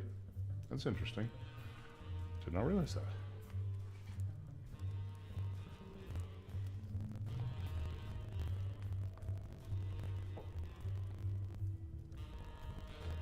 This is a, Maggie, this is a plastilina, oil-based clay I'm working on. And before you ask the next question, I'll tell you. This is going to get cast in resin and in alloy. I'm thinking like a rose brass, rose bronze, warm golden hue alloy. Hello, Rogue. Good morning. Rogue Gypsy. 007. That's quite a combination of words. Hello, Elena. It's been a minute. Hello, Elena. Wow. So you're a devoted trick light. You're doing it. Am I a Stanley's voice? I don't know who Stanley is, so no. That's what we don't, because I don't know who Stanley is. I'm going to massage a girl's butt for a while, because it is not what I thought it was.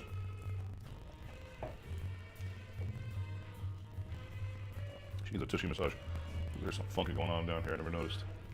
Angle, hello.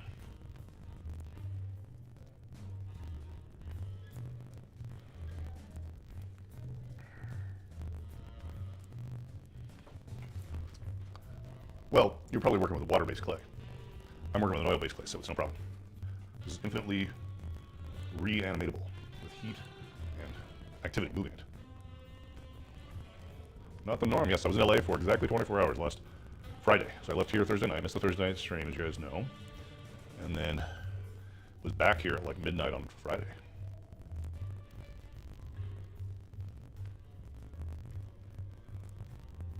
Yeah, thank you, Elena. Thank you for coming. Totally appreciate it.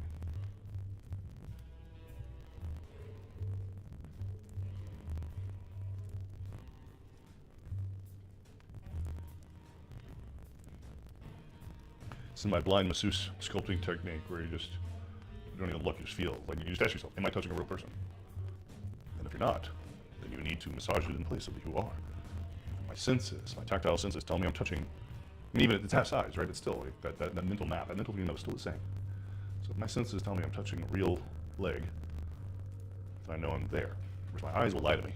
My eyes will respond to lighting and all kinds of things. So this is the blind masseuse approach.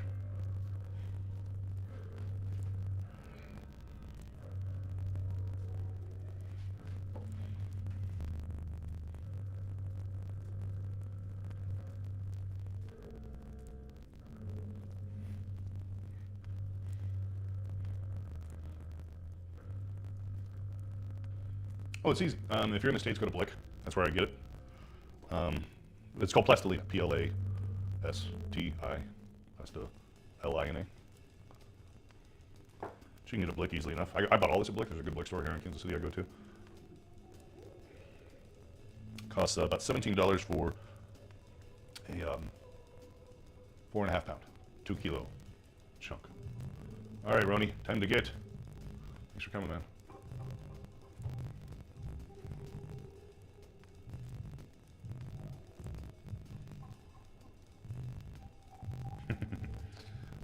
It actually took me a while, Lena, to figure that out. You know, like, why do people want to watch me do this? You know, and there's got to be, like, a very primitive reason, right? Something experiential. Because we could get into the, you know, like, discussions about some of my philosophies or ethos or blah, blah, blah, or even art. But there's got to be something experiential, something primitive. And it actually took me quite a while to realize, oh, this is relaxing. Let's maximize that approach. Let's optimize for the value. So, basically, I stopped playing hard rock music, for example. You do not fire plastilina. Plastilina is oil-based, so it's infinitely reactivatable. Heat will reactivate it. Some of the clay in this sculpture is 20 years old. You have to cast it and mold it. Mold it and cast it.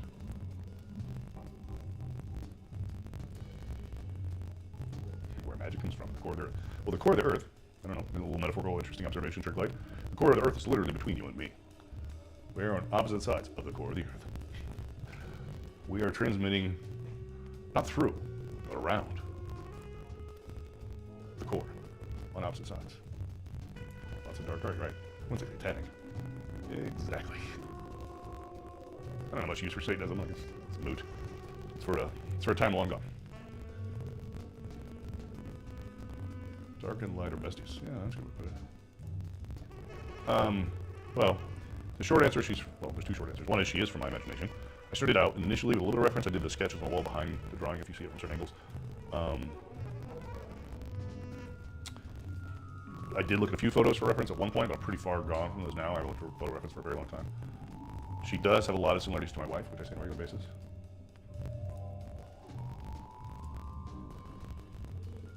I really want dark or light. Jesus, I mean, I answer that. Sorry for holding a pencil. I have no idea what that means. Full spectrum to choose from. Yes. Light. So what you mean, yes.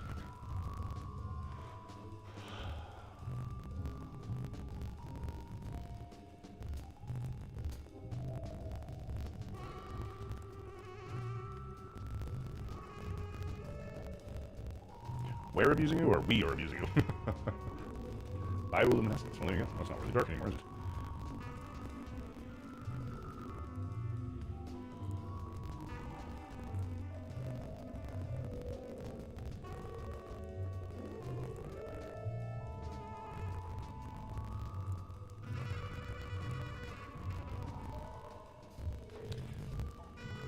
Okay.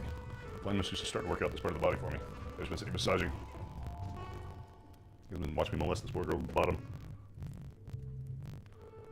Although she'd be much more of a poor girl if I didn't molest her bottom and let her out into the world with weird chunky butt. Three muses, exactly. Music, wine, and art. Oh, yes.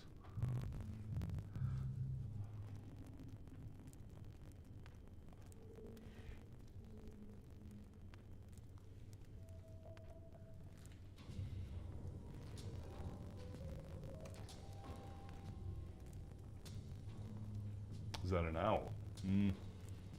Where? Oh, I mean this. I'm like looking around the room. I got so many artifacts. I've got baboon and crocodile, all kinds of animals in this room. I don't know an owl. What do you mean what I sculpted here? Oh, it's not a specific bird. It's definitely intended to be reminiscent of a phoenix, but I stylized it after a bird of prey, which would be like an eagle.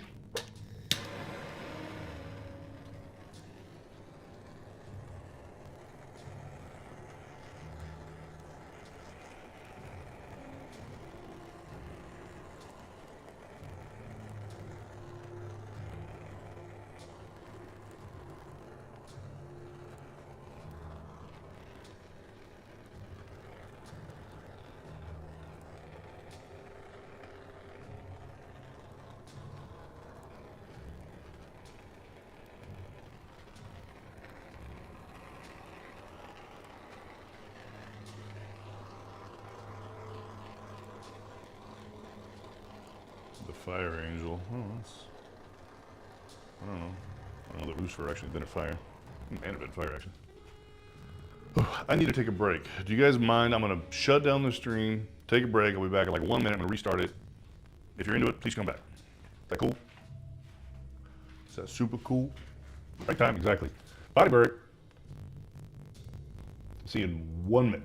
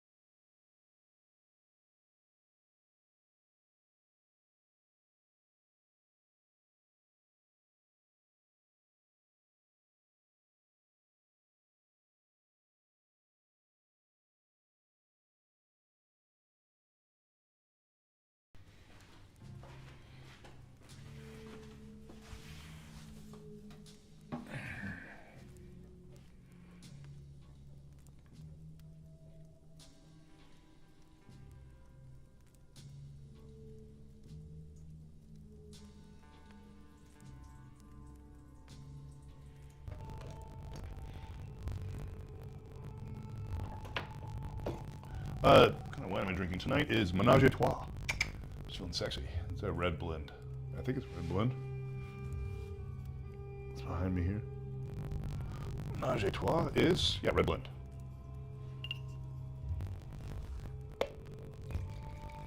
It's a sexy name, right? Well, last night it was a Ménage à Trois. There were like 3 of us for a while last night. A very sexy Ménage à Trois last night. Trick Light was there. You still here with us tonight? Trick Light?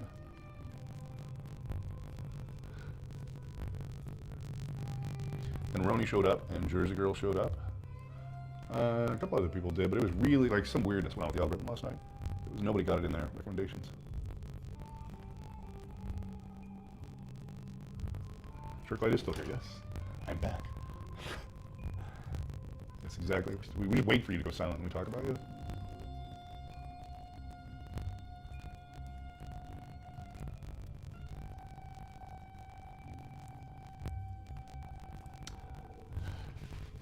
I knew a musician in Tokyo that was from Australia. She was in a band called Ismatic. Any chance you've heard of Ismatic, have you? Australian band in Tokyo?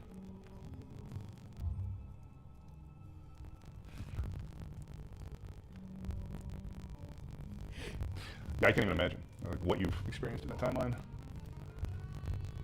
I mean, I don't even know what that means. 4 years on this platform? I can't even imagine what that means.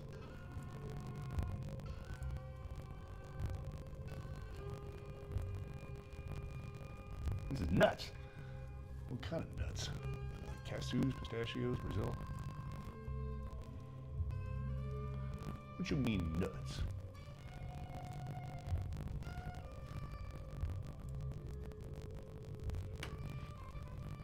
Oh my god, you stream every day?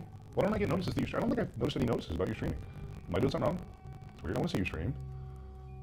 And does that definitely sounded weird? Like, out of context and in context, I want to see you stream? Like, that doesn't sound weird, right? I want to see you stream. You've been shadow banned for years. What did you do? So last night you're like, yeah, whatever. Welcome to the club. Welcome to the party, pal.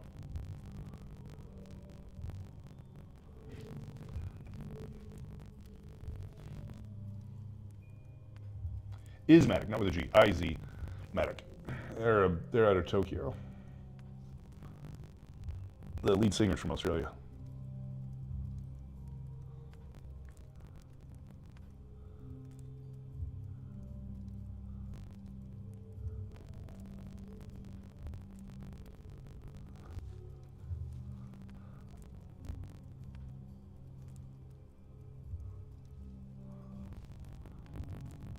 I'm probably getting around 90 hours into this thing. A couple. More than a few. It's all archived on YouTube. Go to Beau in the Dark TV, which you can get from the link tree. You can see everything going back to January 7th, which was an actual absolute poop show. It's a mess. It's basically me screaming while I was bending metal with my hands. It was a bit of a mess. Messy. I don't keep it damp. This is oil-based. I could let this sit for a year and come back and reactivate it with a little heat and friction.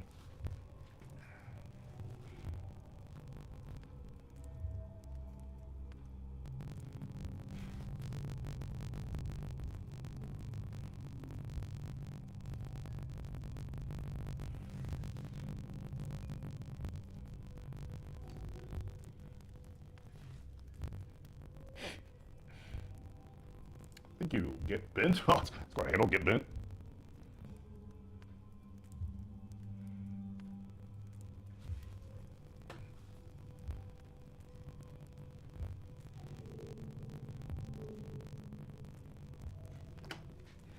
Thank you, Deutsch Simon.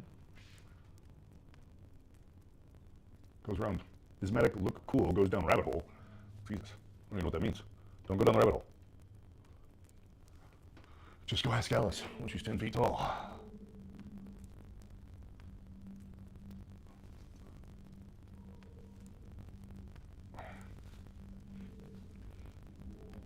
White Knight is talking backwards. The human skull is the only thing up there that's fake. Everything else up there is real. The baboon skull, crocodile, and raccoon are all real. And the antlers, of course. The human tool is the only one that's not real. It's plastic.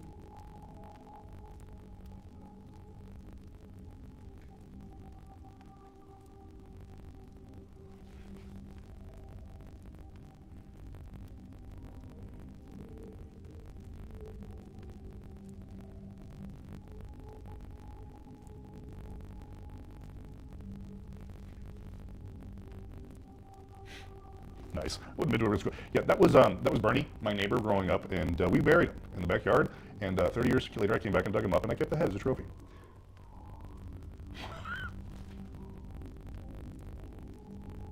Nice.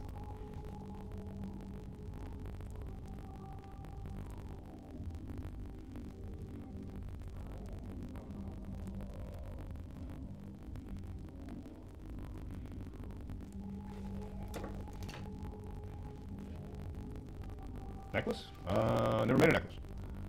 Not a necklace of this girl. You might have seen a couple different versions of garments. Oh, you might be right, actually. I think you have a better memory than I do. I was playing with a choker at one point. You're absolutely right. Dude, you have a better memory than I do. Like a month ago, I had a choker on there, didn't I? Totally forgot about that. Yeah, I pulled it off. That wasn't a choker. I went with the basically scarf. Like, her entire apparel is a scarf. I just wasn't sure what I wanted to do, so I played around with a couple things.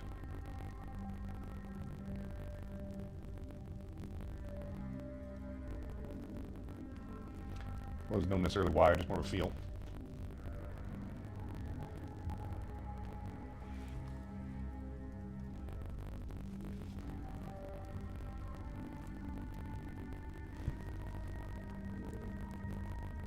It is about 50 pounds of clay, plus the armature and the base. So yeah, we're around 50 pounds, all in.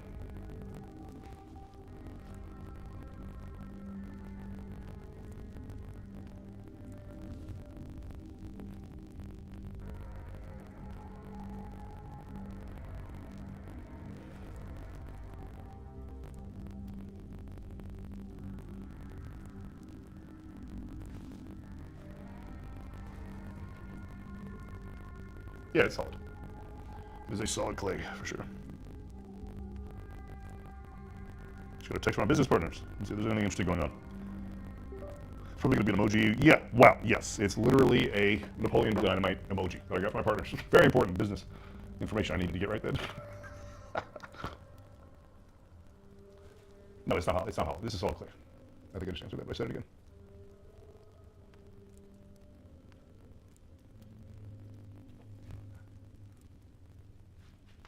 Yeah, exactly. For the lady's face specifically, that's a good question. So I will make an admission. I did start her face entirely just from imagination and getting into it. However, I did have up on my screen, I will admit, on my screen I had a picture of, I forgot her name, Rebecca I think it is, that played the mother in Dune. Can't remember her name. I did pull a little bit of inspiration. We'll see. Definitely not a portrait. Don't get all up in there. Not a portrait. But, you know, a little inspiration from old Rebecca, whatever her name is.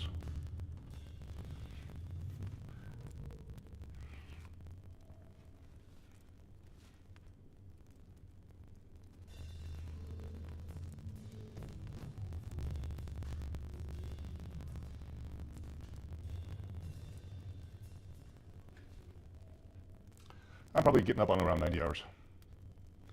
To answer that question of how long have I been squeezing up on her.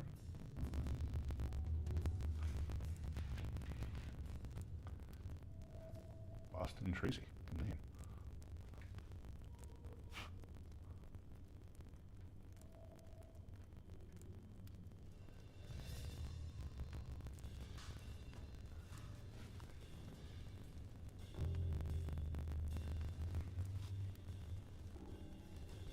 What was my last clay sculpture?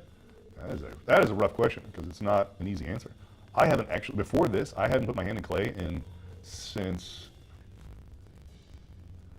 about 2005. Literally 20 years ago was the last time I put my fingers in clay. Before this. Yeah, I just said that. Process that.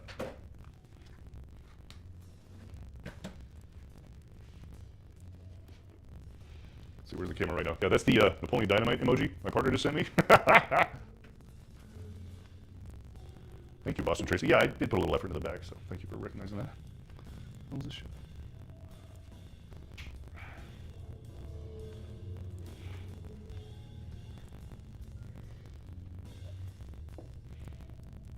Yeah, it's been a minute. I've done a lot of things. I've done a lot of things.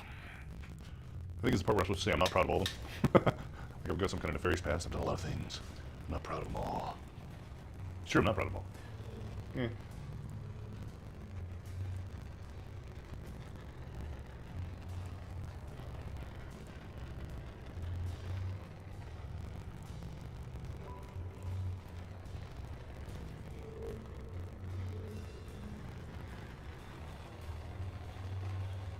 Somewhere, someone's proud.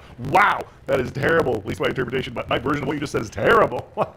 Somewhere, somebody's proud of that shit. Oh my god, that was rough, right?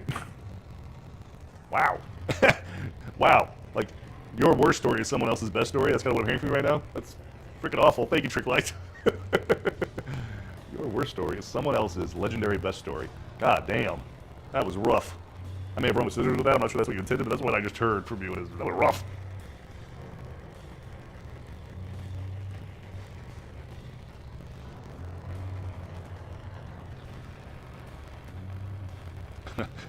Yes, I've answered that before, but I will answer it again. This is plastilina, oil-based clay.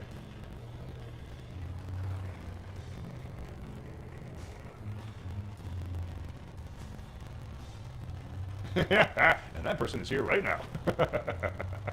Why am I scapegoated? I don't know. I think you know what you did. You know what? I'm not letting you out of it. You know what you just did. You know what you just said. Don't play innocent.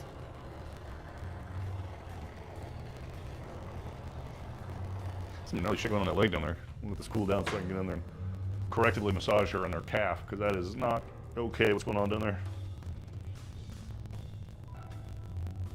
It's oil-based, Roma plastilina. And she essentially doesn't have an Achilles tendon. Yeah, there's all kinds of mess down here. What am I thinking? Almost done. It's all a mess. Everything's a mess. What to do? All a mess. Hell, I don't know. I might be doing this a whole another week because I'll get into this and be like, no, you're not done, dumbass. Look at that mess you have down there. I mean, that's the good thing about looking at someone like Richard. What's his nuts? Richard McCallum? Richard Mc something. It's like that reminder of like, oh, no, there is somebody out there better than you, and you need to, nothing else, take a pause.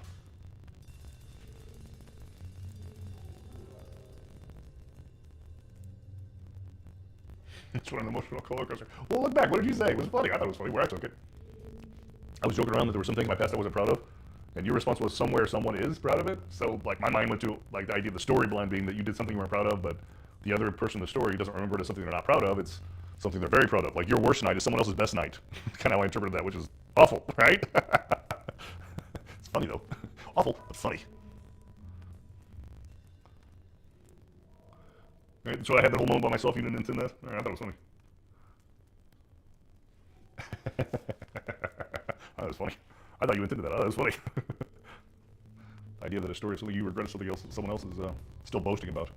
I thought we were bonding. Turns out we weren't.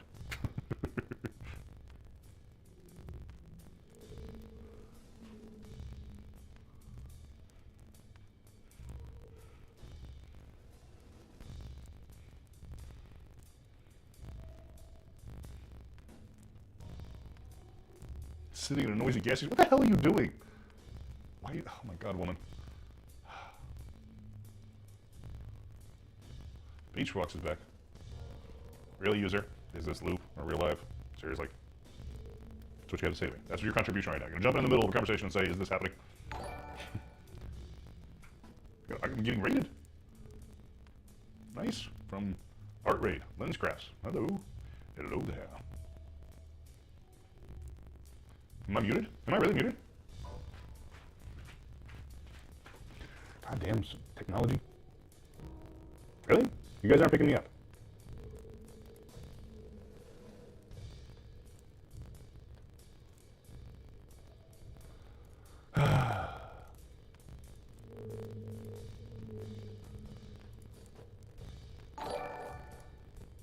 I got followers when they can't even hear me.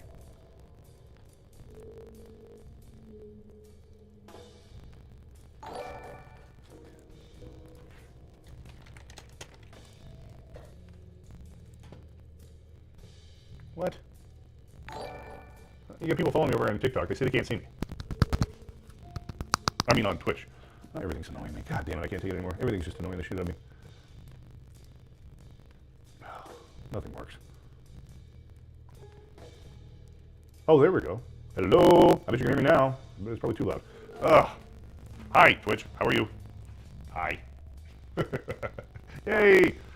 I've been streaming on both TikTok and Twitch for like 2 hours, 3 hours or something, and you were the first people to say they couldn't hear me. Hi. Thank you. Thank you for feedback. Jesus Christ. OBS can eat my ass.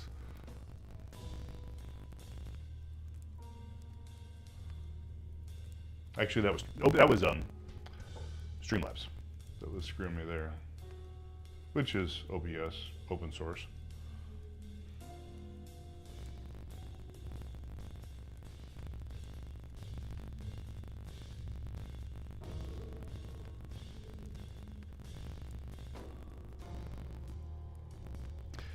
Yeah, it's a pain in the ass. I was thinking about moving everything over to vMix, which will support all the platforms at once. Right now, I literally have this like real mess of I'm running OBS, virtual cameras to Streamlabs, and to TikTok. I was also running to. I did an experiment. I was also running the virtual camera to vMix to Instagram. I stopped doing that because I felt like I was a little shit. Like it was, I feel like it was causing errors. I was getting audio errors, but I'm not sure it was true. It seemed like I was getting audio errors on YouTube, but I'm not sure that it was because of that. Because I got them after I stopped doing that too, so.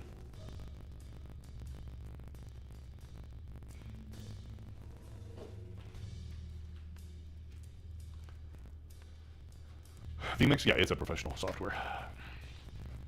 Everything else is free, Streamlabs, and you can do quite a bit with OBS. You don't really need it unless you're gonna. I was trying to do some more crafty shit, like pushing to all the different platforms at once from one software as opposed to what I'm doing right now, which is a bit of a mess. More advanced. I mean, I'm already doing the camera switches as you see, but so like for example, at the gallery nightclub, I'm gonna have cameras all over the damn place. I'm probably gonna do a much more advanced camera switching there than I have here. I'll probably use vMix for that.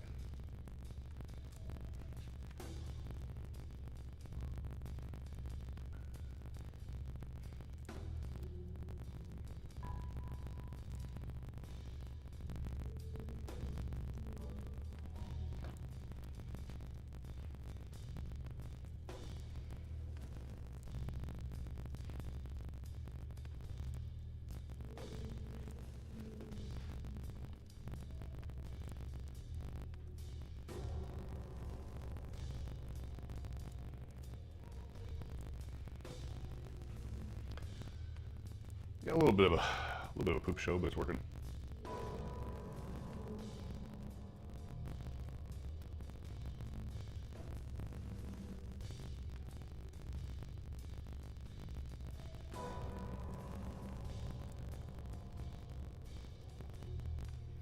Quite a bit of effort. It's true.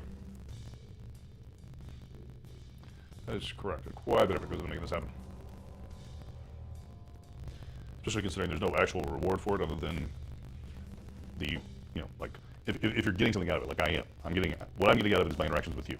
If I were trying to monetize this or have a metric of success based on monetization, it would be terrible.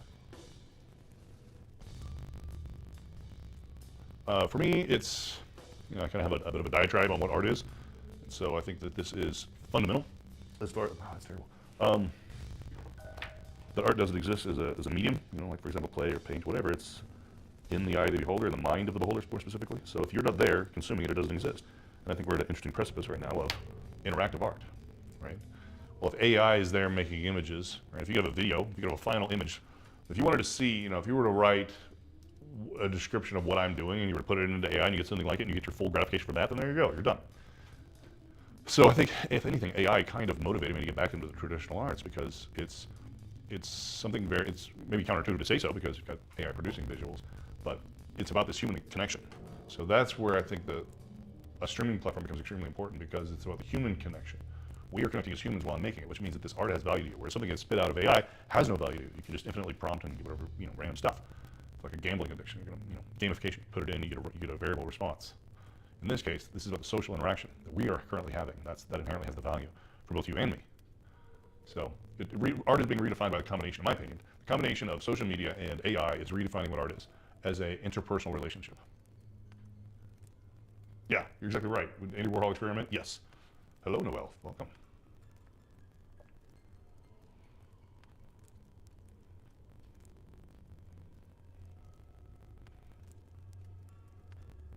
part of her that I've never actually looked at. I can feel there's a mess down here. I'm trying to correctively massage her calf, as it were. This is plastilina clay, and I started sculpting, we'll say academically, for lack of a better term,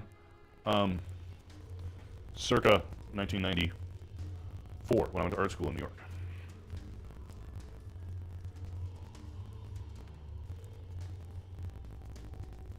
But, as I was saying earlier, I've been working professionally, digitally, most of that time. So I haven't put my fingers in clay before this for 20 years. Some of the clay in this, part of what motivated me is I literally found an old plastilina cube of clay here in the toolbox. That's kind of what set me off in this direction. I haven't put my fingers in clay in 20 years. So this is kind of like an old girlfriend, as it were.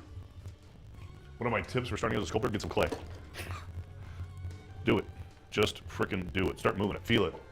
You know, one of the things I say here on the stream often, and I think is very important, is follow your hands. Don't think about it. You're already thinking about it when you ask me that question. Stop thinking about it. Stop thinking. Thinking is not helping you. Get the clay, get your fingers in the clay, and then see what your fingers do. Just get started. That's the advice. Get your hands moving. Get out of your head, get your hands moving. That's my advice to someone starting off. Did I set a price? I have not set a price. I have no idea what the price is. Somebody's already said that I've already have a purchaser of the bronze.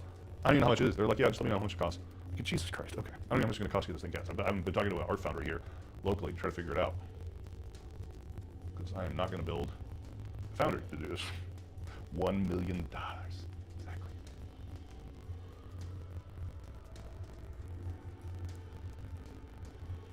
Oh yes, Noel, you were the Foley artist. Now I recall. Fantastic. I was in LA last Friday.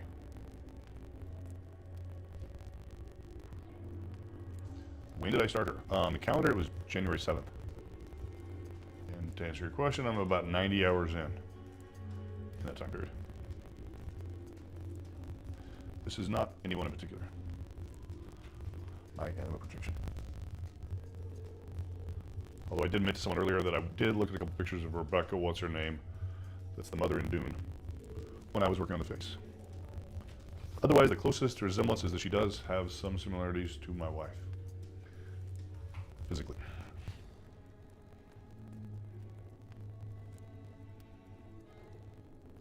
Yeah, the new Dune. What was her name?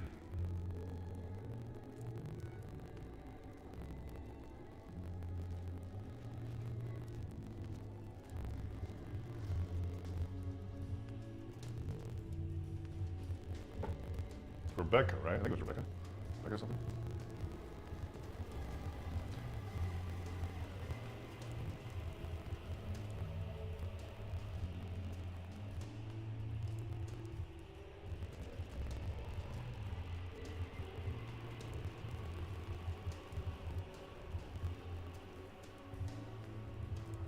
Lady Jessica, well, that's character's name, yes.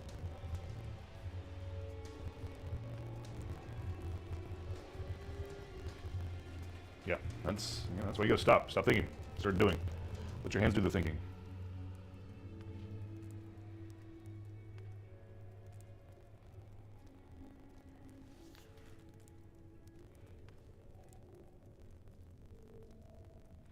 I'm gonna cast it in a resin and a alloy. I'm thinking like a rose, brass kind of thing.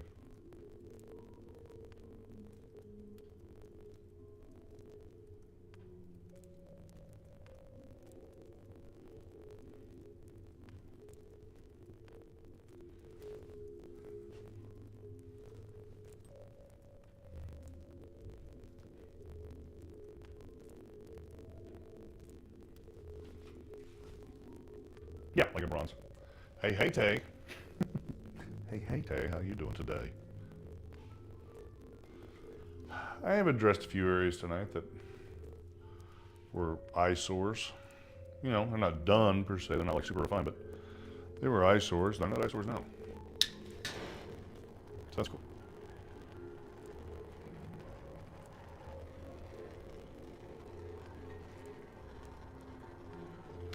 In theory, if I follow my plan, I've got one night left. I'm going to spend one more night on this before I start scanning this on Monday. Scanner's coming in on Friday. And my intention anyway is to scan it on the stream on Monday. Just up another like camera projection. You guys can see like the computer monitor while it's filling in or something. That sounds cool, I think. I think it sounds cool.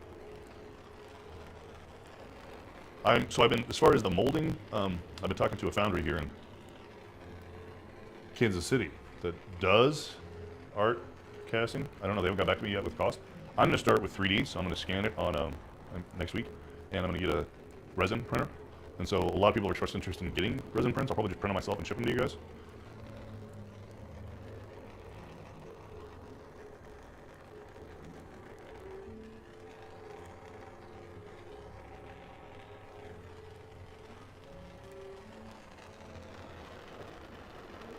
I don't have a price yet. I wish, part of me was like, I need to get a price, and I was giving myself that responsibility of being able to answer that question. Like, you know what? Let's just let this be a process. So, let's just figure it out. I will figure it out, and I will let you know in real time. So I'm going to start another sculpt probably like second half of next week or something, and I'll be working on that. At the same time, when I get the 3D printer, I'm gonna have it going, and I'll probably set up another camera so you guys can actually see like prints in progress, and I'll be able to come up with like real numbers. I'm going to set up like a pre-sales thing on the website, on Beau.art, so you guys can say, hey, I want one, so I can start getting like an estimation of like how many people, are immediately wanted. and two, they'll like put it in order. Like, so the first person, first people to say they want one will be the first people to get one. That sort of thing. So I can put it like in a priority list order. So yeah, I'm gonna try to get all that worked out next week, so you guys can start pre-ordering, and I can start. Well, I don't have the printer yet, so I can't start printing yet, but I can start scanning soon.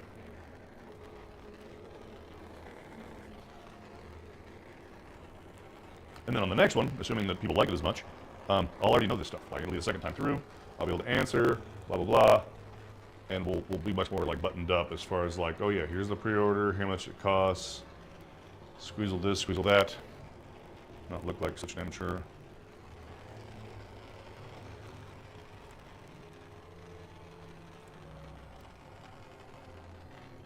Yeah, I don't really know what other people do. This is what I'm doing.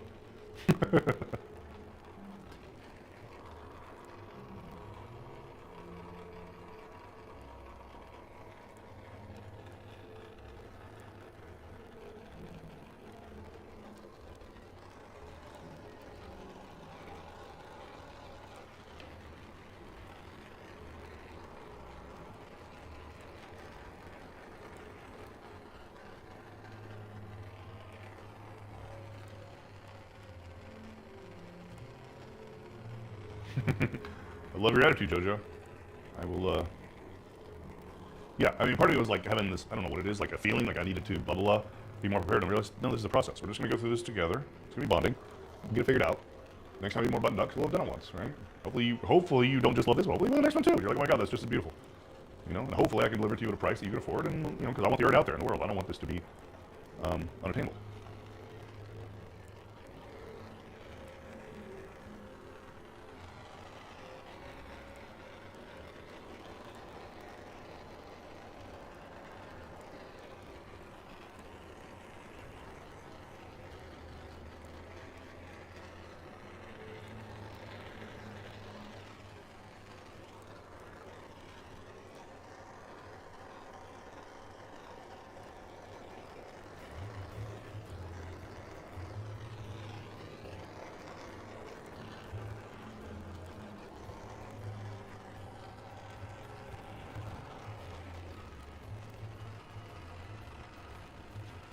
Yeah, this will definitely be part of whatever comes next. Whatever comes next, I guess, will dictate how much of a series it is. But it's definitely going to be not a standalone.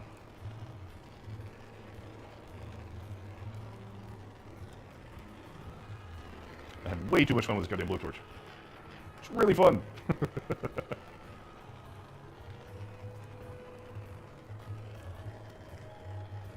About as fun as Angelo Badalamente's music.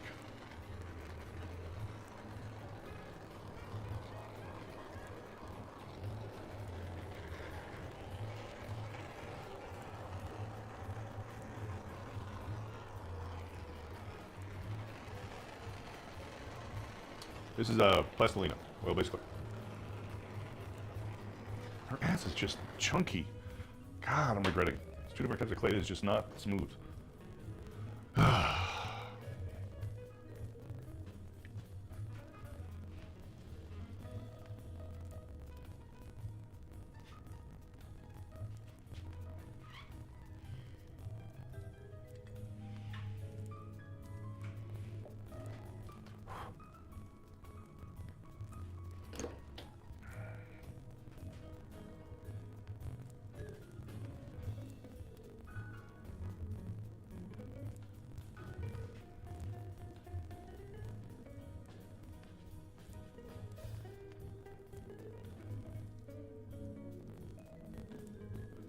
Yeah, I'm fine with it actually. It's like I'm not trying to not represent that.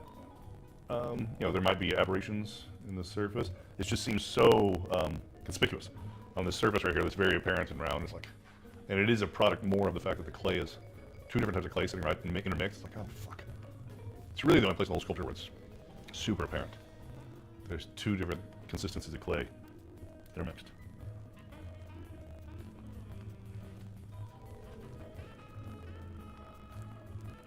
The wood will not become permanent, no.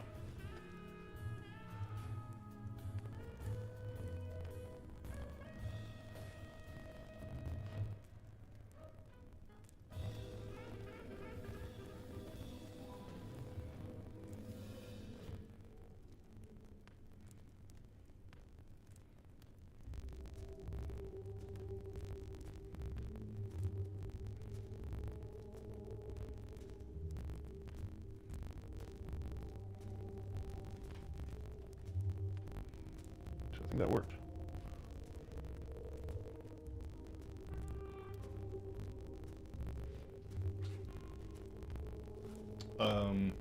The previous angle is a Canon. So that's the highest quality camera I have. It's a Canon EOS R5, so a pretty good quality camera. The one you're looking at right now is an OBS bot. It's pretty good, but it's more like a GoPro kind of thing. And then that one, I don't actually, that's some crap ass thing called Field World. I don't know what that camera you're looking at right now is.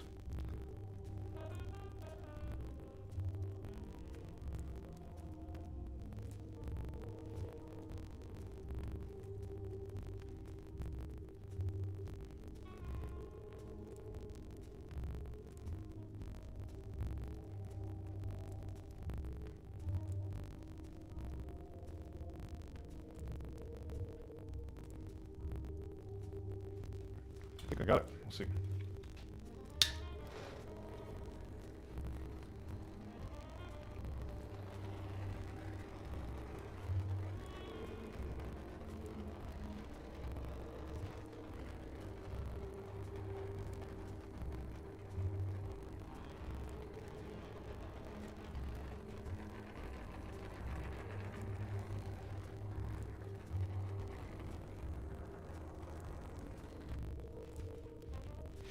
Thank you, Nicholas.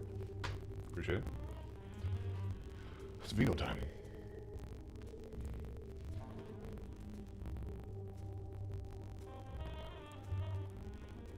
Conjured Concepts. He knows the answer. Yeah, I'm about 90 hours. Yes, Jojo. My intention is to wrap this up as far as this stage tomorrow night. And then I'm getting a scanner. Hopefully it's supposed to get shipped here on Friday. So Monday on the stream, my intention is to scan this, which I think would be cool. I think it's gonna be cool. I think you guys will like it. See that process of going to digital, and then from that source, then I will start doing some. My intention is I don't have the printer yet, so I need to get the printer to do some resin prints. A lot of people have requested resin prints. I had one request for a bronze, so I'm actually going to go all the way to bronze at least once.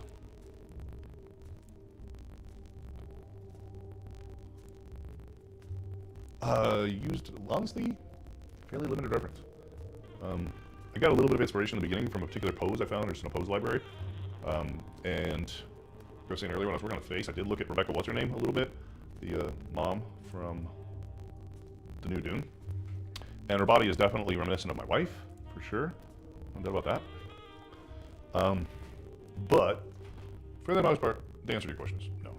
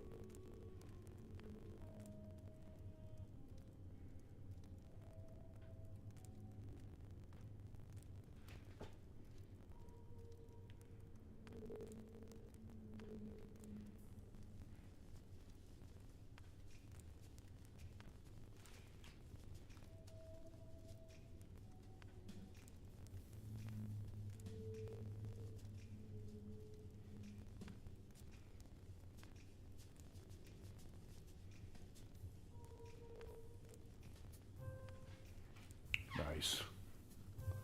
Little Twin Peaks going on back there.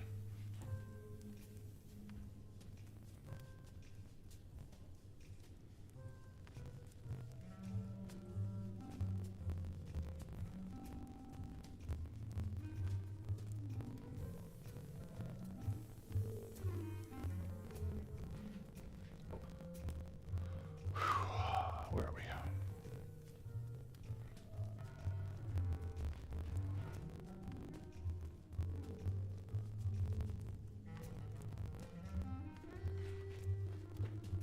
Beach walks, still around.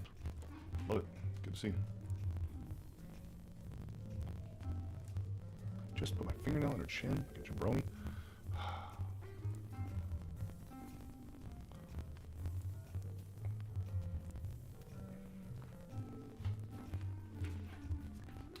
Right? I'm glad to hear you say that, Tay, because that's kind of what I was thinking I would do. Some, you know, like I'm thinking to set another camera of the printer, I don't know, somewhere, maybe not even in this room.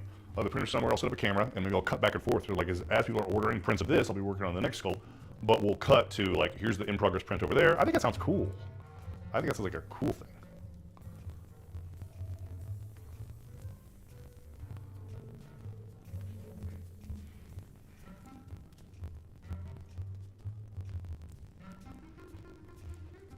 Six. I take 6 as a positive thing. 6 is better than 5. What the hell that means? Yes, very cool. 6 is short. 6 from this point forward is short for. Yeah. Yeah, that's very cool. Like in a Miles Davis voice. Yeah. Yeah, that's cool. Yeah.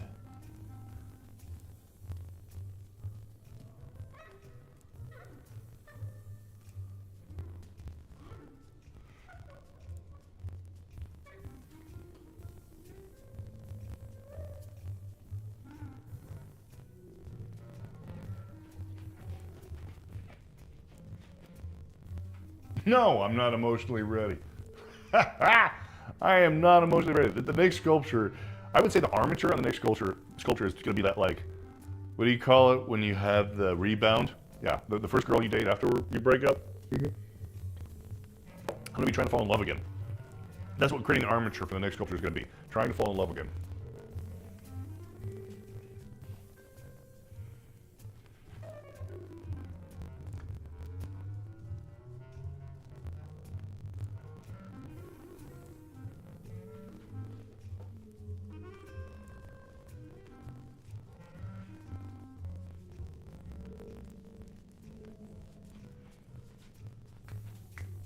What was her name?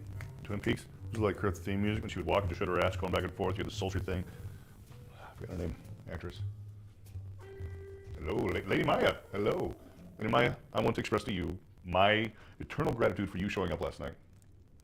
Last night was a weird, harsh night for me. It was an emotional roller coaster. So thank you for showing up.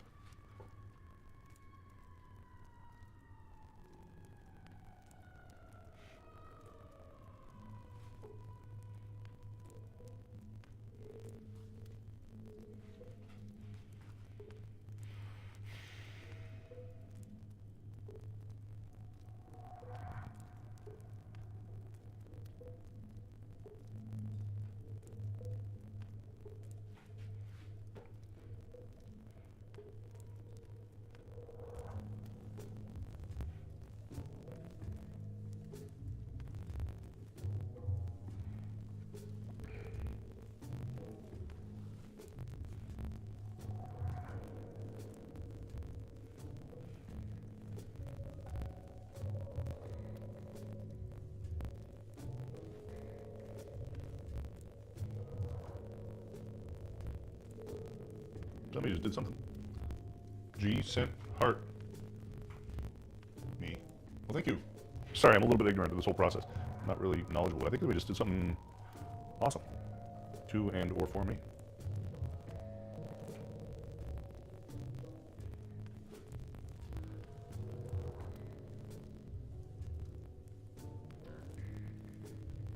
Yeah, G. Soul pressed. Soul pressed. Thank you.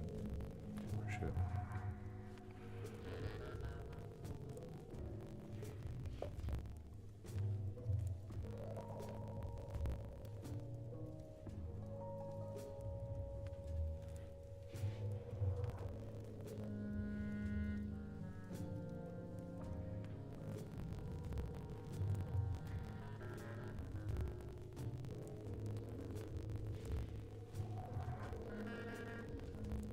Yeah, I don't even know what my live earnings are. I don't even know. I'm sorry. I don't know. Maybe it's something good. I don't know. Maybe it's something good.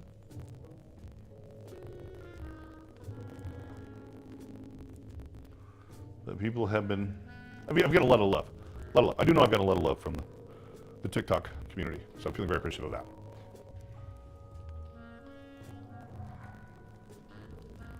All right. Someone else just did something. Oh, Jersey Girl. I got G and Jersey Girl. Send me some kind of love format. I got love.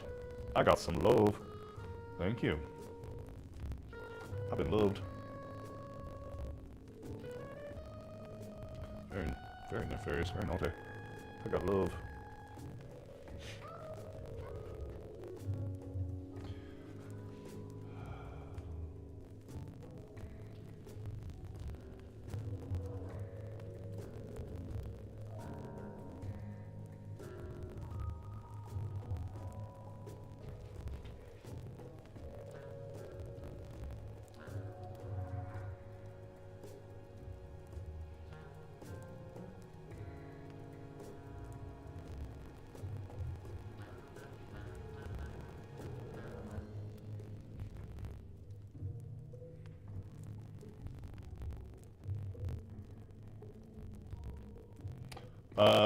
I'm going to cast this in two materials. One resin, which is generally like a soft gray, and I'm going to cast it in a rose alloy, rose, like a gold rose brass,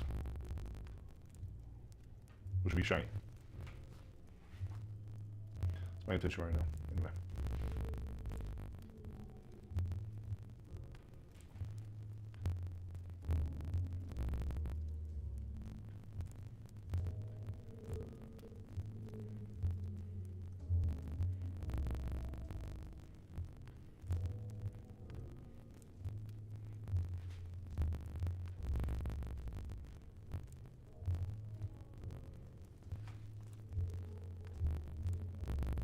Yeah, I'm pretty excited.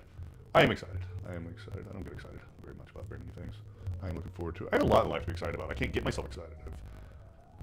I've got myself all, my neurons are all overstimmed, burned out, so I don't feel excitement anymore. But I have a lot of things in life to be excited about.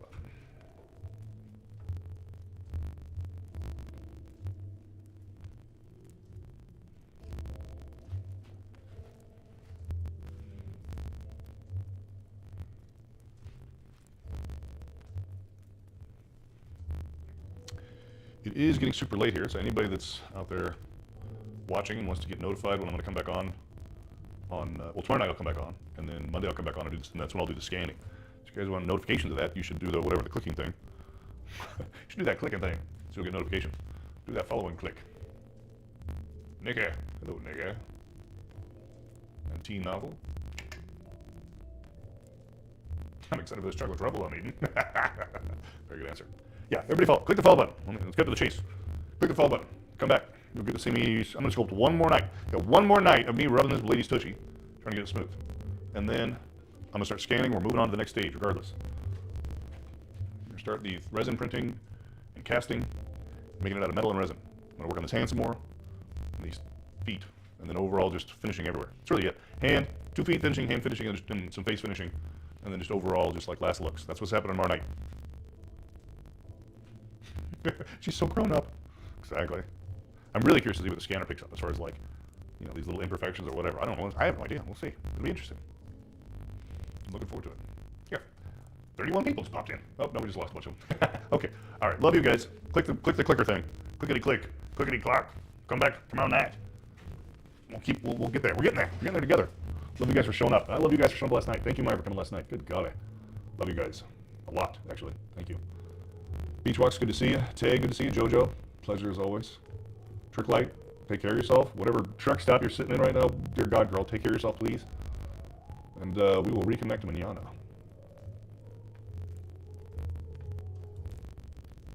Good night.